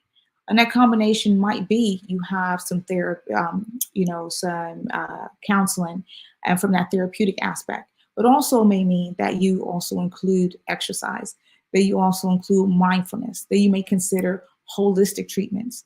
But what for sure, you need to research what is best for you. And you might start off in one place and then find yourself in multiple places in terms of, multiple things simultaneously that is working for you. But it's no individual is like the other, you know. So counseling might work for someone right now, and then they might graduate past counseling and they might decide, you know what, I want to try this other sort of holistic treatment that they've heard about or whatnot. And I'm gonna get into some holistic treatments because, as I said, I am a Reiki master teacher, I'm a theta healer, and I'll talk about what that means and how that supports people on their trauma release journey as well. So, but before I do that, when I mention mindfulness, and I know right now there is loads of information out there in the world about mindfulness and how people can utilize some mindfulness tools. I mean, there is personal development, there's self-love activities, you know, there's breath work, and I'm a firm believer of breath work because I firmly believe that you can move things out of the body. You can listen to binaural beats, and that is a frequency. You take two frequencies, and then it's the difference of a frequency. For example, if I wanted to put someone in a theta brainwave, that's between 4 and like 8 hertz. And so if you listen to a binaural beat that's been created, it'll create a deeper sense of calm because it puts you into a subconscious state. And then when you're in a subconscious state, you have to think, well, that creates a space for you to heal. Okay, let that land. So, you know, oftentimes if we're in ego, we're in the way. Okay, and we're in the way of us seeing what the deeper level issues are. And that's why I always start and begin with bring yourself into a state of calm. But limiting beliefs, you know, working with the mind. So affirmations. And remember I said the power of words. So sometimes people are speaking things into their existence or saying, oh, my life is this, my life is this, my life. Well, after a while, your life is going to continue to show you that it is that because you continue to say that, right? So that's what I meant about self-inflicted trauma, you know, because you're pouring that into your life. And it's like, well, wait, what if you pour something else more positive into your life? Well, I can and I will, surrounding yourself around vessels that are doing amazing things, you know. So if you want to heal your trauma, you start surrounding yourself around people who have done different things that supported their healing journey. Then you can begin to be in an alignment to finding things that are attracted to you for your own vessel. And so going into some of the spiritual practices, like, for example, I mentioned theta healing. Now, what is theta healing? I like to describe theta healing a bit like hypnotherapy, right? But it's not hypnotherapy, so don't quote all of that. But it's like you put someone into a subconscious state, and I was just talking about that. You put somebody into a subconscious state where they are in a deep sense of calm, but then you can sort of dig out belief systems, okay? And when you begin to do that, you're looking at limiting beliefs that might keep someone where they are. Or for example, the traumas that we were talking about, if people are holding on to patterns of thought, and that is self-inflicting trauma that is getting into the belief system that may have started that. And then you replace that with something else. So basically, you're taking a low vibration or negative emotion or belief, and you are releasing that and replacing it with something more positive, okay? And usually in sessions like that, what ends up happening is that people have emotional responses because, as I said, it's all connected. So the mind, body, and the soul. So they'll have an emotional response or releasing of energy, like sometimes through tears, or the trigger might actually bring up the situation so vividly, and then you invite breath work to move through that as well. So, I mean, theta is a way to go as well. There's things like, so spiritual treatments like Reiki. Now, what does Reiki do? Now, Reiki is becoming more common, I feel like, across the board because people are getting it as a complementary treatment for when they're having other sort of significant medical conditions. And so Reiki produces a deep sense level of calm. Reiki stands for life force energy, by the way. And so what the practitioner is usually doing is, I'm going to use the word channeling. They are channeling energy to be able to support people to reduce their stress, to get into deep states of relaxation. It helps people with depression, improving sleep, improving their overall mood, their energy, and relieving pain. Again, Reiki is a technique that I would suggest that should be used in combination with other things, especially when you're dealing with trauma.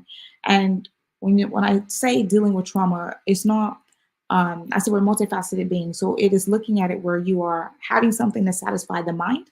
So doing something academic to support identifying the traumas, dealing with the emotion, looking at what we've stored, dealing with the limiting beliefs, because all three work together. And then using the sort of energy treatment per se to bring you into a deeper sense of calm. So if there's other pain or things stuck in the body, then you can move and shift that energy, right? So when we're talking about trauma in the body, as you can see, there's different levels and layers. I like to call it the onion, because I haven't met one individual that just had a single level of trauma. It's usually been complex trauma in many different ways. And it manifests itself in the body in different ways, especially if it's been over periods of time. And in some people's cases, decades, and holding the same situations within the body and not seeing that shift. So I've given you some suggestions on how you can move that energy. And it first comes through, again, you have to have your intention to want to see and shift change and let go of those sort of traumatic situations within the body. You need to then decide on what type of treatment, well, not treatment, but what type of healing that you want to go down for yourself. What's right for you now? Not necessarily taking on too many things, even though I said that as human beings, we are multifaceted. And so there might be combination treatment that works, but just starting some way. And one of the ways, actually two of the ways that I'm going to give you, because I'm just looking at time now, we're rolling through, two of the ways I'm going to give you to sort of work on those trauma and connecting to the lower chakras, those three that I was talking about. So the root chakra, the sacral chakra, the solar plexus, is through grounding. And that's why I spoke a longer bit about that, because grounding is the fastest way to bring yourself into calm. But then next, I'm going to invite you to do journaling. And when I talk about journaling, you can do this in many different ways, because when I use the onion method, you can just purge. You can write everything down for the day, or if something comes up as a trigger, you can write everything down in that way so that you can release. But there also is something that I call like intentional writing. You can literally, hi, I'm wrapping up. You can literally write down a word and then decide that you're going to just allow yourself to free write. And then and so whenever someone breathes, I always say that you need to do breath in the cycles of breath. So 3 breaths equal a cycle, and then that will bring you to a calm and start to have you look deeper in terms of working on your healing journey when it comes to trauma. Hi, beautiful soul. Hey. This is Sandra, also known as Miss Ebony Empress. I'm in London. Are you? Yes, I am. And I've been listening to you. I've been listening to the whole of your presentation. It's been absolutely amazing. I have to speak to you offline because your perspectives on trauma and healing are what I need. So thank you so much. Thank you so much for a great presentation. That was absolutely amazing. Thank you. Thank you. Oh, great. And so I just really wanted to thank you, but I want to say this, that genius is coming and you are a genius. So we're going to thank you so much for your time today, and I'm going to see you on the other side. Thank you. Just to say how to reach me is Spiritual Teak Everything on every platform. Excellent, excellent. All right. Take care, love. Soon. Okay, bye. Okay. See you on the other side. I am Black business. From the moment I wake until the time I sleep, I am Black business. I am Black business. Are you Black business? I am Black business. Do you support Black businesses? I support Black business because I am Black business. Black Business Expo, one of the largest business showcases in the history of Black business in the world. Sign up today at www.blackbusinessexpousa.com or call 919-308-9090. I am Black business.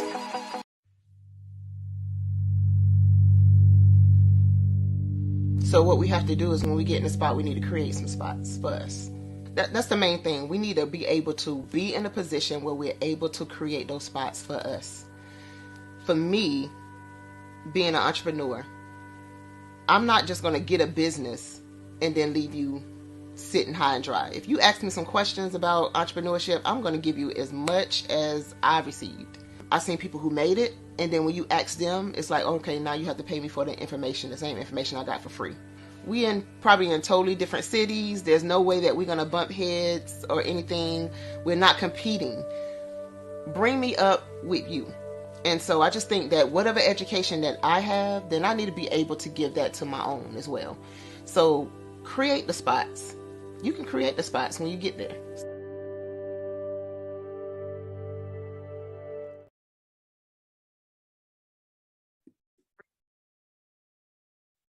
Hello, I'm Dr. Madeline Ann Lewis, President and CEO of the Executive Women's Success Institute. And my genius is helping women accelerate the path to success. You know, I was blessed to have strong women in my life who encouraged, motivated, and pushed me to do my best and to never even think about giving up on my dreams. So I say to women, we must show up to rise up. We have talents and potential, but who will see them if we don't speak up and get noticed? I know that women are a tremendous resource on this planet, and there is nothing more fulfilling than helping a woman tap into her full potential. I do this because I want to be a part of helping as many women as I can to show up, to rise up. I do this because genius is common.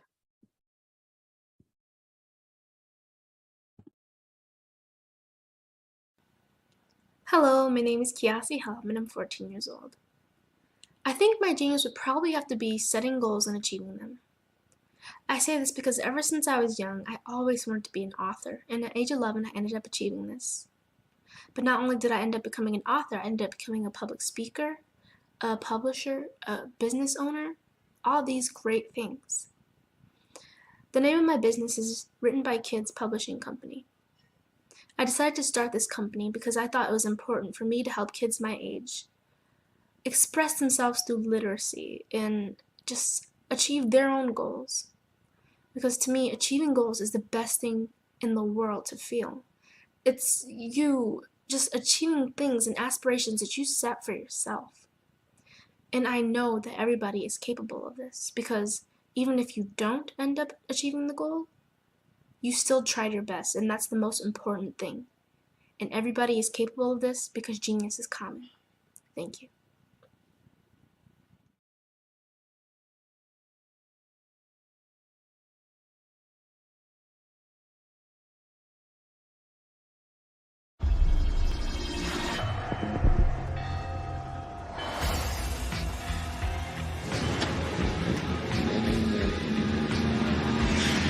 La connexion. La connexion.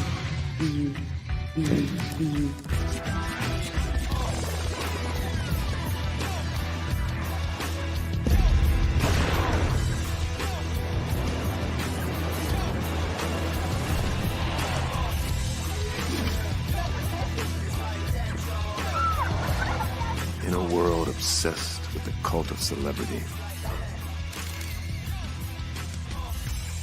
I challenge you not to aspire to anyone else's greatness, but instead strive to reveal and ignite the greatness within you. Are you serious? I totally think that that's it. Hey. No! Hey! To me, sexy is a man that knows who he is and what he wants. He's comfortable. You look at him, you see him, he's just comfortable being himself. And you're like, baby, be you. Be you, baby. Just be you. I like it.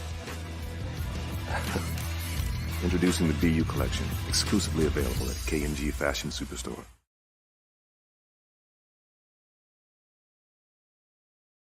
I am from Washington, D.C., but I was raised in Durham, North Carolina. I came to Durham when I was about 5 or 6, and then I travel back and forth to DC because it's where my people are from. One of the unique things about my family is my mother, she's also an artist. She does quilting, and she does a lot of artistic things. And then my son, he draws with both hands, his right hand and his left hand like I do. So that's kind of a family trait. And then my other son, he's a videographer, and my daughter, she works, she's a regional vice president for Sunglass Lab. When you start out drawing and sketching, you want to continue to explore, you know, each avenue. I do pastels, I do pen and ink, I do painting, I do acrylics. I haven't done oils yet, but I try to do all facets of art. What I say to a lot of times to people is, you know, you can't put yourself in a box when you're an artist. You have to explore. And over the course of my life, I've tried to explore different mediums. I also do sculpture as well. I choose my subjects by the intensity that they have in their faces, or the intensity that somebody is moving, because I do more than portrait drawings. I also do I do abstract, and then I do figurative drawing also. What happened in this particular show is that I started out trying to come up with something that would be a little bit different than what everybody else is doing. So I was working on a Barack Obama show, and they wanted me to do some paintings of Barack. And so what I did was, because of the deadlines, I kind of did it kind of fast. And then I realized when I was doing it fast, I enjoyed it. And so then I started doing other pieces the same way, and I started to enjoy those pieces also. And so I came up with this particular style, and it's a style of lines and colors. And what's interesting is that when I was in college, I did a show called Lines, Colors, and I talked about the boldness of the blacks, the hotness of the whites, and this is how this has come about, you know, later on in my life. And the colors comes from a lot of the entertainers that I work with, where they wear different colors. They don't wear, you know, your plain reds or your whites. They wear different colors, and so that's also another piece of what's giving me the colors. The subtitle of this show is Faces That Speak Life. That's real critical. Faces that speak life. Each one of these pieces is a life source and a life energy that's being put on display for people that are looking at it. You know, I always say in terms of my art, it's not important that I draw them. It's important what you get out of what I draw. You know, I don't try to just draw it because you like it. People wanted me to do prints. I didn't do prints. You know, people asked me to do different people, but the people that I choose are people that make a difference in the lives. What if you could build your own city? A place where every child can find nurturing people to help them achieve their full potential. A place where every adult can access job training support. Where health education is abundant. Where social justice ruled the land. A place without limitations. Welcome. You have arrived at STEM City, USA. It is what every city should be. A safe and trusted community where you find people and resources to help you become everything you are and beyond. STEM City is unlike anything you have ever experienced. It is a digital twin of the world around you, only better. STEM City is about energy and soul renewal. It is more than a digital world. You can almost feel the power of live cultural events, music, and theater. STEM City promises a better future for children with caring mentors and hands-on activities with dedicated tutors to support our youth. STEM City is your passport to a healthy lifestyle with weekly events addressing our community's many issues. STEM City is your financial well-being with helpful information on wealth management, career advancement, job training, and so much more. STEM City is the community you deserve. It is the city where your dreams can come true. STEM City USA, A place in the sky that is accessible to all who reach for the stars.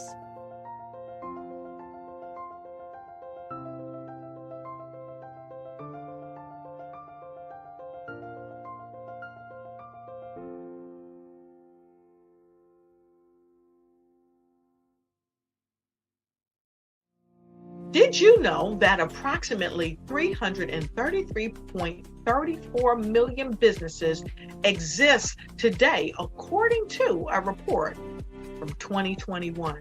And you may be one of those businesses, or maybe you're not in the business market yet, but you're aspiring to be a business owner. Well, guess what? You're in the right place at the right time. Because let's face it, everything is about timing and opportunity.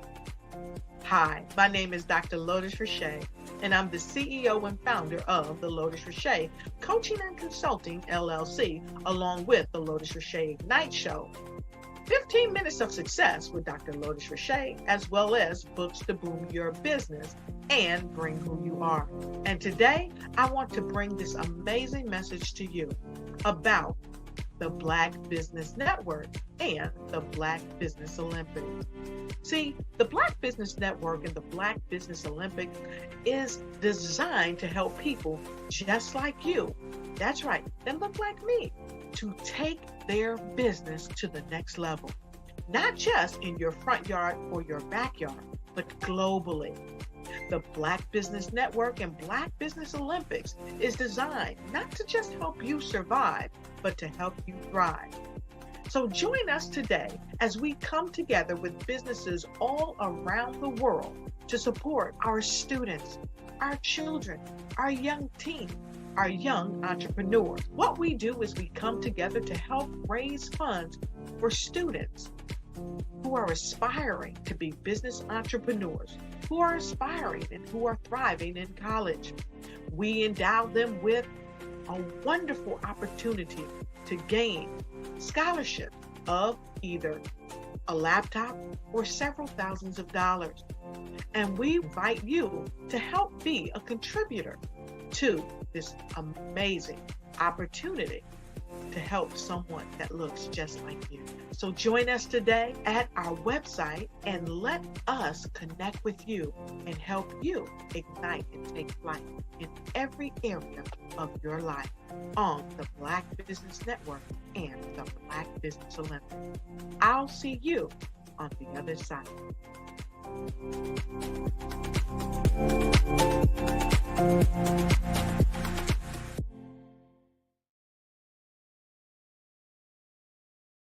Over the past few years, we've seen the growth of existing and new initiatives focused on financial inclusion, building global networks, and reducing the wealth gap in response to the idea there's not enough seats at the table. Whether their outcomes are to increase the representation of Black executives on corporate boards, ensure an inclusive global economy, or to create new U.S. African commercial pathways, the strategies are often carried out by separate programs. The question is, should they be?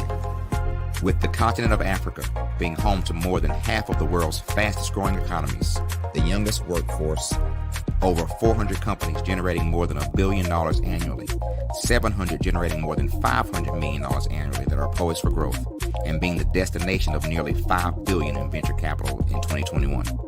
Diversifying U.S. and Africa commercial engagement by building bridges between African businesses and their U.S. diaspora should begin being seen as mutually beneficial.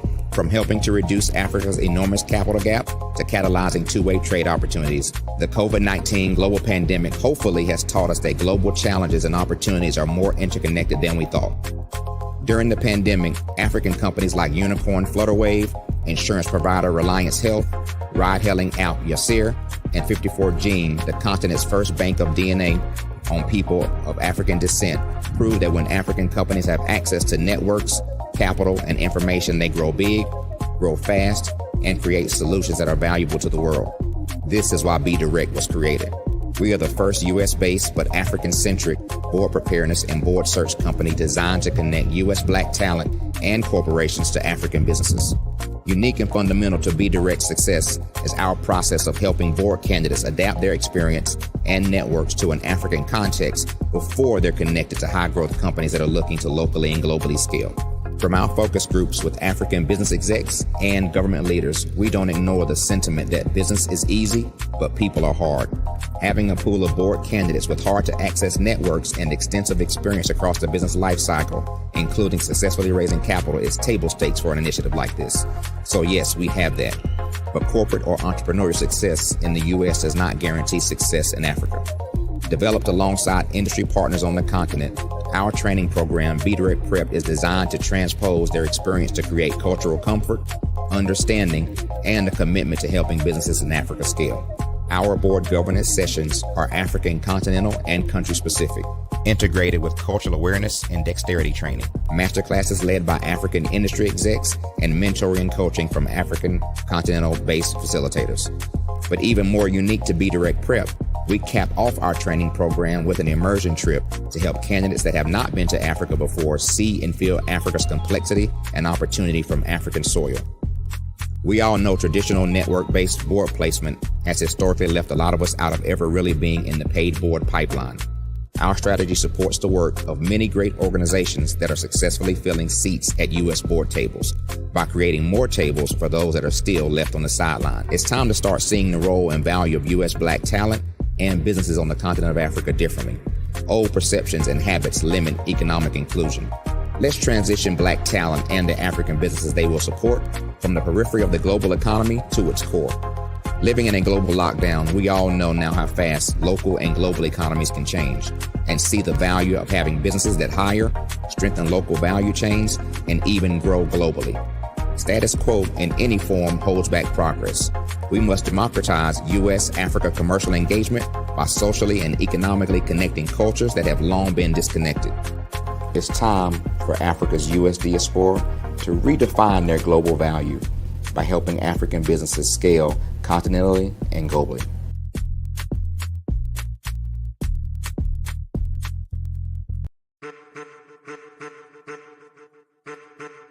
I am a child of the Most High God. He has gifted me in ways that I could not even imagine and didn't know.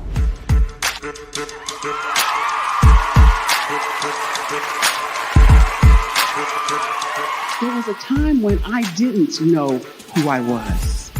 I listened to other people tell me who I should be, what I should do. I listened to people telling me that I should be a boutique owner, that I should be a construction manager, that I should be a laborer. Have you ever felt like you should do something else, be something else, go somewhere else, be wherever you wanted to be, and you felt like you were in a box? Anybody in the room? And you couldn't get out. Anybody in the room? And you kept trying to go and go and you couldn't get out. Anybody in the room? But let me tell you, you need to rock the box. Rock the box.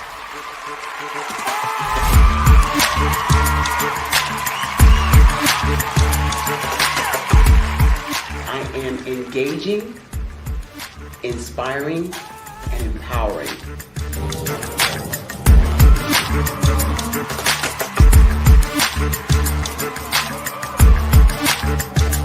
I would give you everything I know. Just by touching you, if I could, by osmosis, give you every single thing I've learned, I've gone through, I know I would. We know that's not possible, but as it is possible, I love to share information with people. Some of you out there, people have told you that you can't be, you can't have, you can't do. But I will tell you, like Kinston said, you can, you must, and you will. If it's to be, it's going to be me. You got to say it. If it's to be, it's going to be. If it's to be, it's going to be. If it's to be, it's going to be.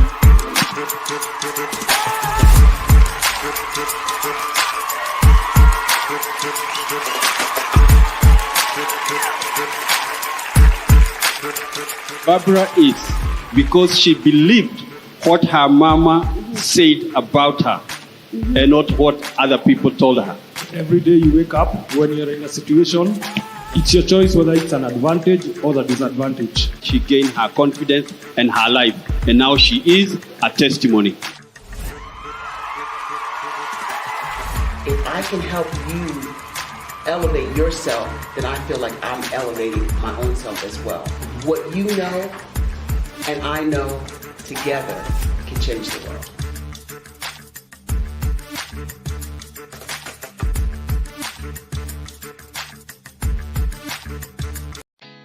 Did you know women represent just 3% of Fortune 500 CEOs and less than 15% of corporate executives at top companies worldwide?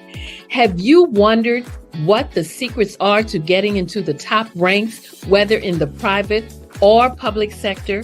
Do you want to figure out how to stop being held back in your career or passed over for promotion? Then you're in the right place. Hi, I'm Dr. Madeline Ann Lewis, President and CEO of the Executive Women's Success Institute.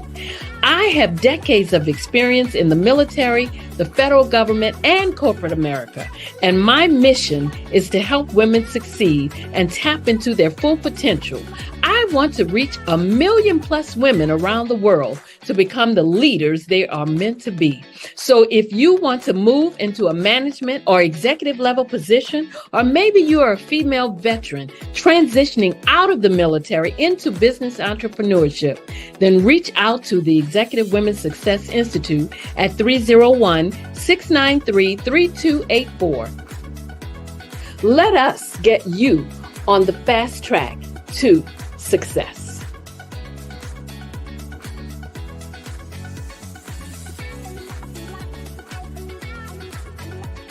I'd like you to imagine with me, if you will, opening an app where you can collaborate with like-minded individuals from around the world, get inspiration and in-app tools to launch and grow your business, as well as share your knowledge and earn compensation, all in one app. Well, the name of that app is Truso, short for Truly Social. Hi, I'm Matthew Newman, the founder and CEO of Truso. A new concept in social media, Truso is designed from the ground up to be a platform that's both social and empowering for all its users. How exactly do we do that? I'm glad you asked. First, Truso brings the world together via video. Psychologists assert that video provides a significantly more effective connection than audio only. When you enter a community on Truso, you're face to face. Second, on Truso, you don't have to have 1 million followers to monetize. Our business model allows all hosts and moderators to monetize, no matter the size of your following, by 1, producing fee-based content, and 2, inviting others to join the platform as subscribers.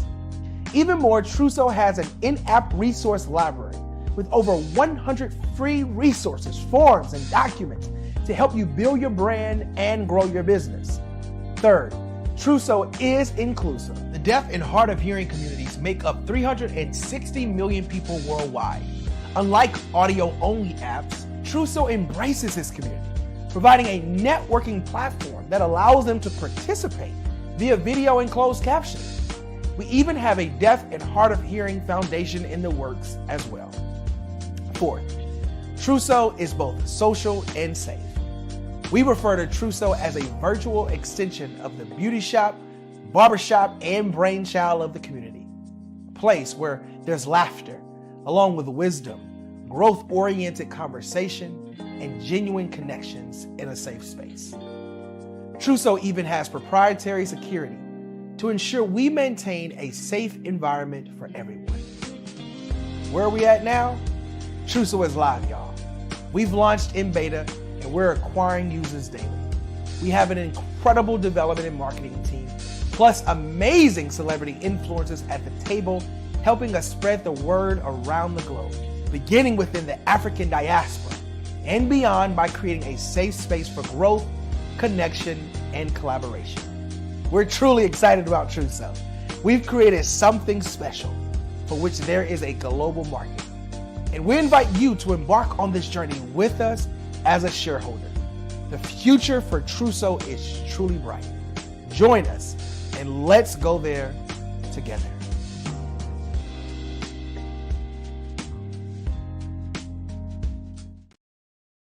The Black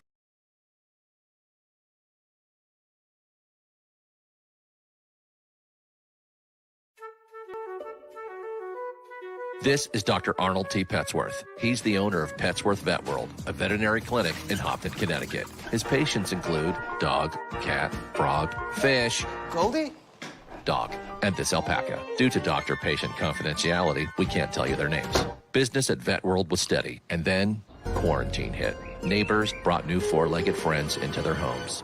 Bunnies. Bunnies everywhere. Dr. Petsworth welcomed these new patients with open arms. The only problem? There were more appointments than he could manage. That's when Dr. Petsworth turned to his American Express business card, which offers spending potential that's built for his changing business needs. He decided to hire a new assistant, Julio, and with spending power built for business purchases, he used his card to furnish a new exam room. Together, Dr. Petsworth, Julio, and American Express Business made sure all the pets of Humpton got the love and care they deserve. And everyone was happy. Get the card built for business by American Express.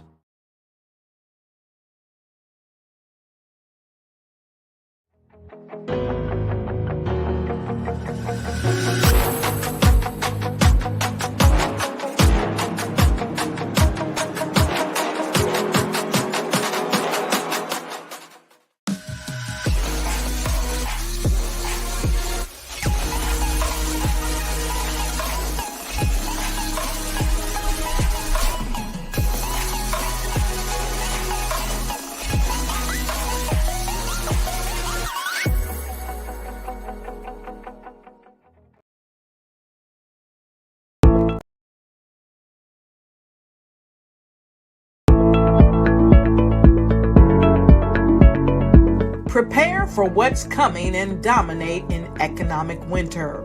Stand strong and thrive by showcasing your great products and services globally through the Black Business Network and Black Business Olympics. The Black Business Network has showcased over 2,000 companies with over $7 billion in sales each year. Over 10 million attendees have viewed the rebroadcast each month. Through the Black Business Olympics, unique styles of business training and mentoring are turning students into business owners and entrepreneurial warriors who will dominate in any economy. Gain the ultimate advantage of the Black Business Olympics, 7 days of unbelievable topics and speakers speaking around the globe. Donate your time and experience to provide expertise and scholarships to students worldwide and change the world. Now, more than ever, new insights, tools, strategies, and capabilities are needed. This is your chance for a major presentation to the world. Fill out the form and join the more than 2,000 speakers who have presented to over 200 countries. Join the Black Business Network streaming live into the Metaverse, STEM City, Black Multiverse Enterprises, Hulu, Amazon, YouTube, iHeartRadio, Apple, Facebook.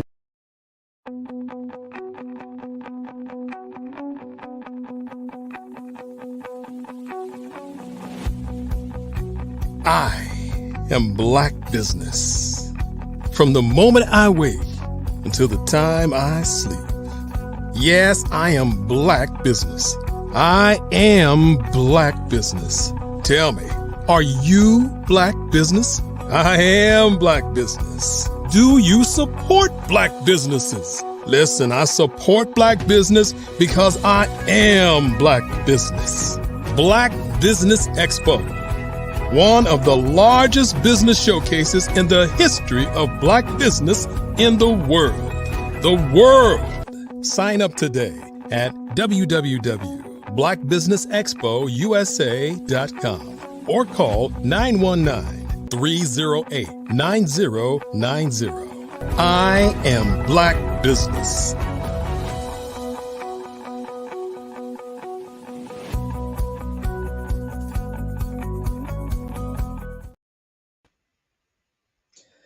Good morning, business owners, entrepreneurs, thought leaders, and corporations. Welcome to the Black Business Network. My name is Sandra, also known as Miss Ebony Empress. I am your business moderator for this morning on the Black Business Network. Now, the Black Business Network is a 24-hour network showcasing Black businesses, business owners, entrepreneurs, and thought leaders worldwide. We have speakers from North Carolina, London, Singapore, Africa, Japan, and cities all over the United States. The Black Business Network is a global community sharing its business knowledge to empower, inspire, and educate businesses about business. Now, my next speaker is a lovely lady called Nurse Blue. She is America's soul health and wellness expert, and she is the CEO of Blue Lighting Coaching and Consulting LLC. Nurse Blue specializes in soul health, which is the art and science of achieving wellness. Nurse Blue is a registered nurse with a Bachelor's of Science degree in nursing from Hampton University. She's also earned 6 highly specialized coaching certifications in life sciences. She's combined that with 20 plus years of research, training, and development in soul health. Soul health is a path to wholeness, which is the pinnacle of health and wellness. Nurse Blue helps clients reverse or prevent chronic diseases that originate from chronic stress and an imbalanced lifestyle. I present today to you, Nurse Blue. Welcome. Thank you. And I am so excited to be here with you, madam. And I also want to say hello to the Black business community. Yes. Hi. Hi. So for the next few minutes, it's my honor and my privilege to present to this community something that I think would be revolutionary for our businesses as we upgrade our wellness strategy, because all of what we're looking to create in the world and our business, it starts in here, and we need a nurse and a wellness coach right now. So I'm delighted to be here to share with us globally. So hello to everyone around the world. I'm here to share with us how to reverse the curse that every person that's in business, whether it's a Black business or not, but certainly Black businesses, reverse the curse of chronic stress. And that's what this presentation is all about. So let me jump in here right away and just share that this is a gift that I want to present to the Black business community. Why? Because I have been serving you all of my life. My entire life. First of all, let me say that I was born to a family that owned a Black business, and that Black business has served Black businesses for over 60 years. And so I grew up serving this community. So I am your community. I know the burdens and the blessings that come with it. And so it's my honor and my privilege as a professional and just someone who has been in service to you all my life. This is my honor, my privilege to share this information with you. What I'm here to do is offer you a dose of wisdom and love, and really that's wrapped in a prescription of wholeness. And excuse me, I am proud to say that it is, an honor and a privilege to introduce you to what you guys probably know for sure is one of the major killers of humanity. But not only how to introduce you to, not just introduce you to you, but introduce you to a way that we can totally reverse the curse of chronic stress. And if we don't reverse the curse of chronic stress, then it's going to be a huge problem in all business communities, particularly the Black business community. So let me just share with you a little bit more about who I am and why I'm so passionate about this. My name is Nurse Blue, and Blue stands for Build, Love, Unite, and Empower people about my favorite subject, hopefully soon to be yours, soul health. I am a registered nurse.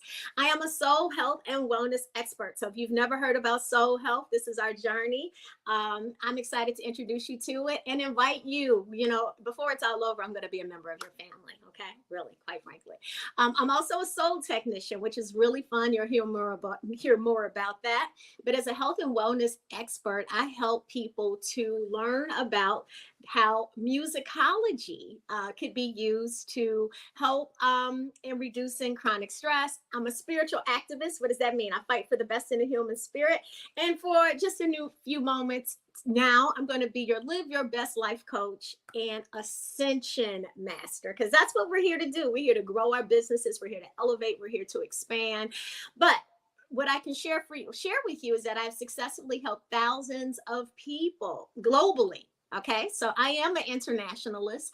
Globally, take back their lives from chronic stress, because that's the stress that leads to chronic disease. And we don't have time for that. No, we do not have time for that, right? So my purpose is clear. I am in business. I was born. I am here on planet Earth to help create heaven on earth, because I don't know if you guys know this or not, but I refuse to live in hell. And if you're one of those people, then I want us to start with my first. I open all of my presentations like this. This is my first quote. This is my favorite quote. And I want to share it with you, and I want to ask you to adopt it. It's by Oliver Wendell Holmes. And the quote is, "A man's mind, once stretched to a new idea, never returns back to its original dimension." So I'm here to elevate and stretch your mind to a new dimension. Isn't that what health and wholeness and healing is all about? Elevating, right? I'm here to elevate you to a new way in which you see health, because you need it right now at this time. And so I come with love and wholeness wrapped in truth, right? Because the truth, it does set you free, but it might sting a little bit before it does. It might hurt a little bit. So I'm going to ask you to take some deep breaths. And I'm going to put some honey on my lips, right? As I tell you, as I share this information with you, because really my intention is to help you get what you want to, help you achieve what you want to achieve anyway. You want to look and feel your best for the rest of your life. And I want to help you to understand how you can upgrade your wellness strategy with some wellness solutions right now that have proven that to help thousands of people take back their energy, their health, their vitality, take back their emotions and relationships and all of those things that's being held back by your chronic stress. Take back your life from disease, right? You want a higher quality of life. Chronic stress is holding on to that. Let's get rid of it. Now, if you stick around to the end of this presentation, I have a gift for you. If you're in business, it is my hope and my prayer that you understand that emotional intelligence is so much a part of this. And I have a free guide that I want to share with you. Okay. So you're going to use this guide. It's how to understand what your emotional buttons are. Those are your triggers, and how to lessen their impact, because that's going to benefit you. But here's what this is. This presentation is for everybody who is the COO of their health, for their own health in the household. Now, if you are a woman in business, and you have children, and you have a husband, and you have people in your life who you might be, looking after as they get older, that would be you, like your mom, your father. Okay, you're the CEO of their health. And for men who are in business, if you have a wife, she's probably looking over yours. So I'm going to ask you to be nice and kind to her and do what she tells you to do, because she's invested in the betterment of your health. Okay. And if that's not your situation, then you're invested in your own health. This is for you. This presentation, this gift is for you. Okay. For women that are ready to go to the next level, right? You ready to go get it? This is for you. Okay. If you work in a service related position, you work with the public, you have clients, that's everyone in business, this is for you. Now, if you are Black in business, I want you to think about this. Okay. You probably have chronic disease to run in your family. When I say chronic disease, that means high blood pressure, cholesterol. Look, guys, look, I know about y'all. Okay. Cancer, autoimmune deficiencies, arthritis, that runs in our family. All right. That's a curse. Chronic disease is a curse, because it's what you have to live with for the rest of your life. And if it's running in your family, chronic means curse. Okay. Do you want to reverse the curse, like you want it to run past you? Okay. I'm here for you. Okay. You want to run it out of your life naturally? Okay. So good. All right. So these are people who want to divorce chronic stress. You don't want to be, you're on prescription meds right now, and you really don't want to be. Okay, you want to get rid of that? Okay, yes, I have something for you. Do you want to get rid of Fat Belly Felicia? Because she comes with chronic stress. Like when you have chronic stress, it elevates your cortisol levels, and Fat Belly Felicia starts coming around. Look at her, like look down. If something is hanging over your pants right now, that's Fat Belly Felicia. Do not be friends with her. Y'all got to say bye Felicia for her, because she is taking away from you living your best life. All you're looking for, quite frankly, right now is a wellness solution, an effective system. Okay, I have that for you. You want some love and support. Nurse Blue is here for you, and you need a community. I got you. Okay. And also, maybe I haven't mentioned this. This is also available to a few good men. Okay. Who are willing to come along on this ride with us. Okay. So bottom line, Martin was not the only one that had a dream. Nurse Blue has a dream, right? I have a dream. Yes. And Martin Luther King, who we all know and love, and he gave one of the most powerful speeches in the world, actually inspired us to have dreams. And this is my dream. I want to create a community in the Black business community where we're living up to becoming the best versions of ourselves. We are live your best lifers, okay? In this club, we are saturated with wholeness, right? Wholeness meaning we are living, laughing, loving, and enjoying our life because we got rid of generational soul toxins, the toxins that sometimes lead to heart disease. So in this club, we are lowering our blood pressure. We're balancing our blood sugars. In this club, we are losing fat belly Felicia. We're getting rid of our struggles. We're reversing the curse of chronic disease. That is I have a dream. I have a dream that we can do this. I can have a dream that we can get rid of type 2 diabetes and reverse the curse of these conditions off our life. Okay. So that's what we're here to do. We're here to talk about this dream. All right. So what you're going to learn today is if you choose to adopt Soul Health, it can 10x your business because the health of your business is only going to be as healthy as you are. Okay. All right. And here's the bottom line, guys. Chronic stress remains the #1 killer. Okay. So either we're going to defeat it or else. And we don't want that to happen to us. All right. So listen, the reason why I'm so passionate about this, because I'm a lifer. Do you know what a lifer is? You probably don't because I made it up. But a lifer is someone who loves life. And as a nurse, you want me to love life. As a wellness coach, you really want me to love life, right? And I have learned to love it because, first of all, I am absolutely fascinated by life itself, the source of all things that created life.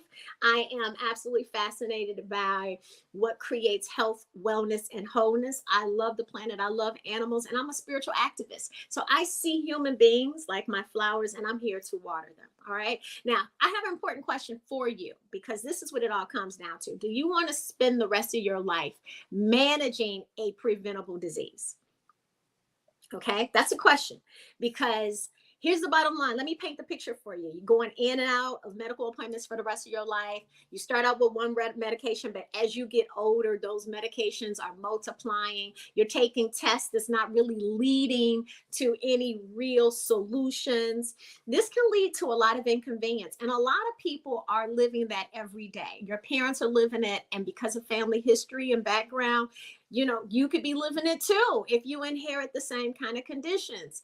That's not living your best life, right? And chronic stress is leading to that because it's the #1 weapon of mass destruction, both personally and collectively. Meaning if you have one chronic stress, and 6 out of 10 Americans have one, 4 out of 10 Americans have several, okay? So if you have one chronic disease, it can totally wipe out the business that you're trying to build right now and impact your family for the rest of your life. So that's why this is important, because one prescription, if you don't do what you need to do, can lead to several prescriptions. Several prescriptions over the course of your life can lead to hospital visits. And while I believe in prayer, prayer without works is dead, right? So I'm here to help you put the work into action. Now, here's what I want you to truly understand. The hospitals and our current medical system, they're not invested in helping you live your best life. They're invested in giving you a prescription if you don't live your best life. You understand that? So a lot of us are frustrated by the current healthcare system. I don't work in the healthcare system. I work in Soul Health. But you have to understand, here's what else is happening. The system of health is changing. I mean, the New York Times this year published an article on February 18th of this year, letting us know that hundreds of thousands of doctors are walking away from the profession. Where's that going to leave you? Have you heard of the nursing shortages that we're experiencing globally? Guys, hospitals are the 3rd leading cause of death. Do you really want to end up in a hospital right now? With the nursing shortages, the mass retirement, COVID burnt out the industry. It burned us all out. There's a lot of fraudulent schools. So that means there are people with certificates, but have not been trained. Okay. on how to provide services. There's a shortage of faculty. There's a hot mess happening. Now, for all of the chronic diseases, guess what? I got good news for you, okay? Good news. 98% of these diseases, they're lifestyle related. That means they're preventable. If they're lifestyle related and preventable, that means that they're in your hands. And that's why I'm here, because I reversed the curse of chronic disease in my life. Yes, I love myself back into soul health, and I reversed the curse. That's why I'm here for you. Okay. So let me give you a little bit background. My family history was plagued with chronic disease. Okay. Everybody had either heart disease or cancer or autoimmune deficiency. It was absolutely crazy. And my entire life, I was really trying to figure out what's the algorithm that I could dodge this bullet. Okay, well, here's what I did. I was able to successfully release 40 plus years of chronic stress, which is multi-generational. I'm going to talk to you about that in a second. I reversed the curse of chronic disease. I was diagnosed with psoriasis over 20 years ago, guys. I have been successful at learning how to manage it naturally. I was on my way to obesity. I lost 30 pounds. I've been able to keep it off since 2016. But more so than anything, guys, I found peace, I found joy, I found wholeness and harmony with all forms of life. I am experiencing the free at last. I am experiencing the free at last, and you can too, okay? Because I know that majority of us, the prescription of a good life was something like this. In my family, the prescription was a good life is the more money you had was the prescription for a good life. I mean, I'm just going to tell the truth and shame the devil. Right now, go to church on Sunday, do some exercise and get a good education. And then, of course, based on the success that you have, invest in, a lifestyle. That could be a big house, a luxurious car, traveling, have friends and family everywhere that, look up to you. That's what success looks like. Let me just tell you, most of you have been taught that too. And that's not really what true success is. Success is soul health. So I'm going to take with me so that you can understand why this is so important. It's important to me because what I'm going to share with you impacted my own family business, and I'm going to share with you my story. I'm dedicating this conversation that I'm having with you to my late father, Mr. Purvis Spann, the blues man who, just like you, was in business, who did everything for his family, and I am his legacy.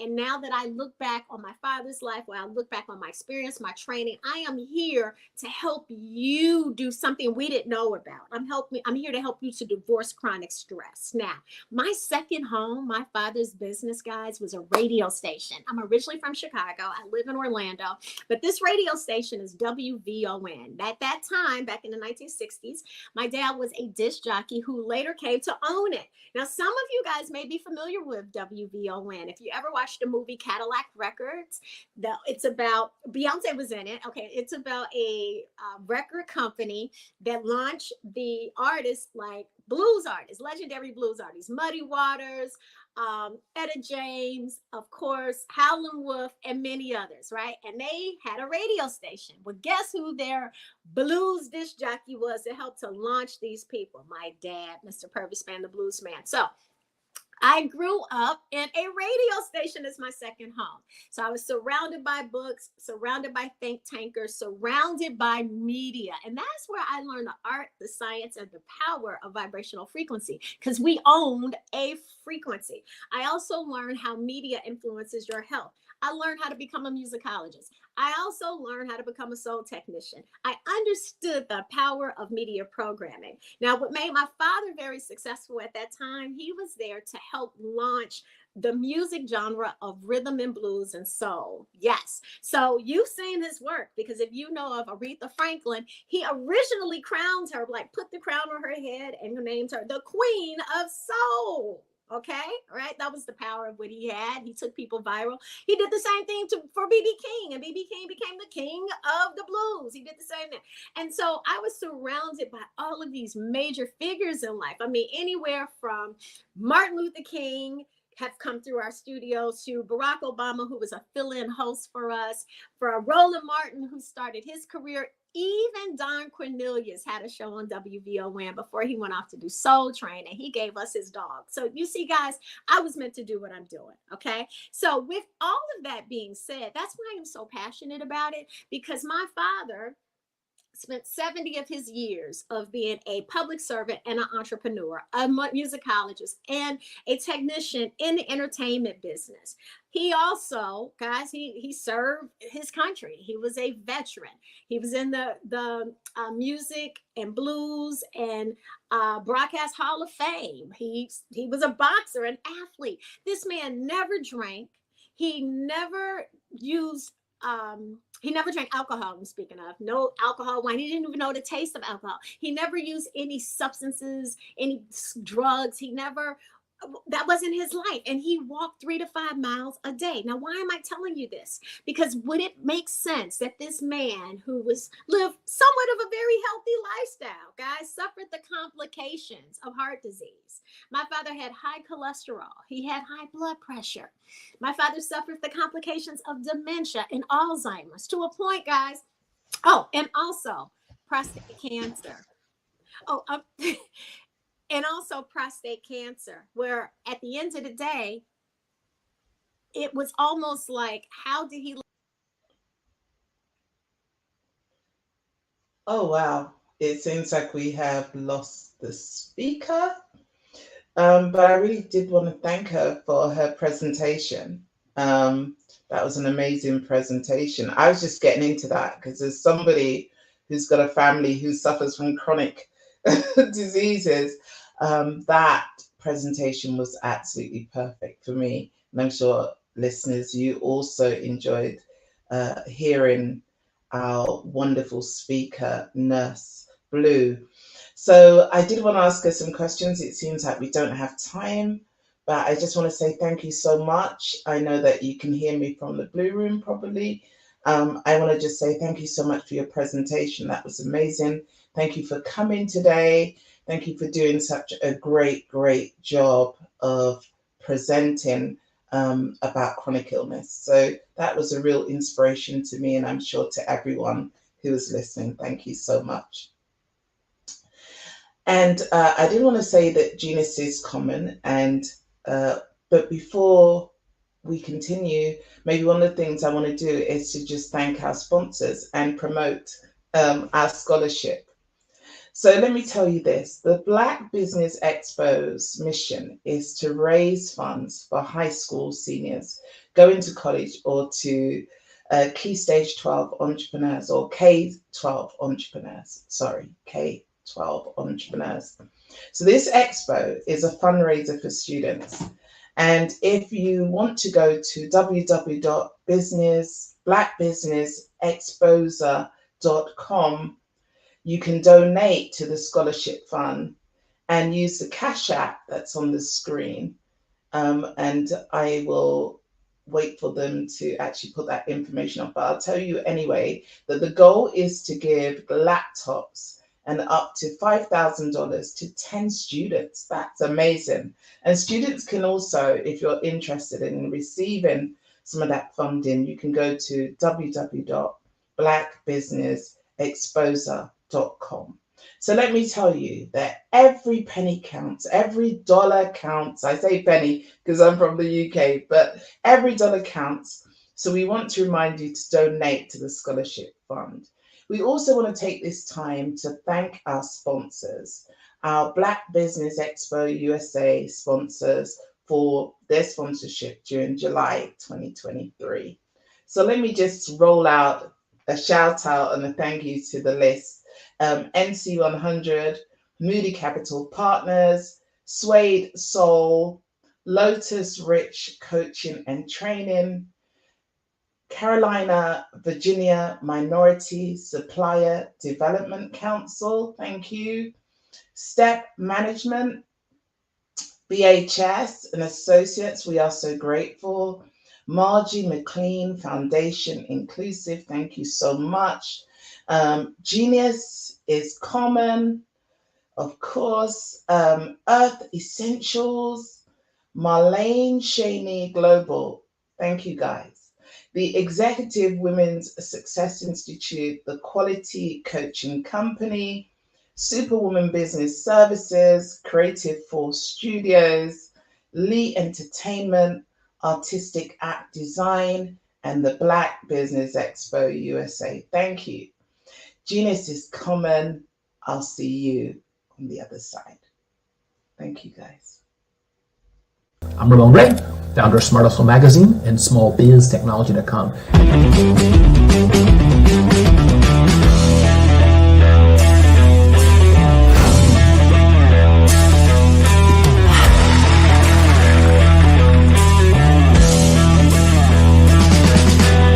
You're here today to celebrate small business success. Stand up on your feet. You rocked the house. Hey, thank you. It was amazing. Didn't we learn? For me, success comes from failure. One thing not to do is shake somebody's hand like this.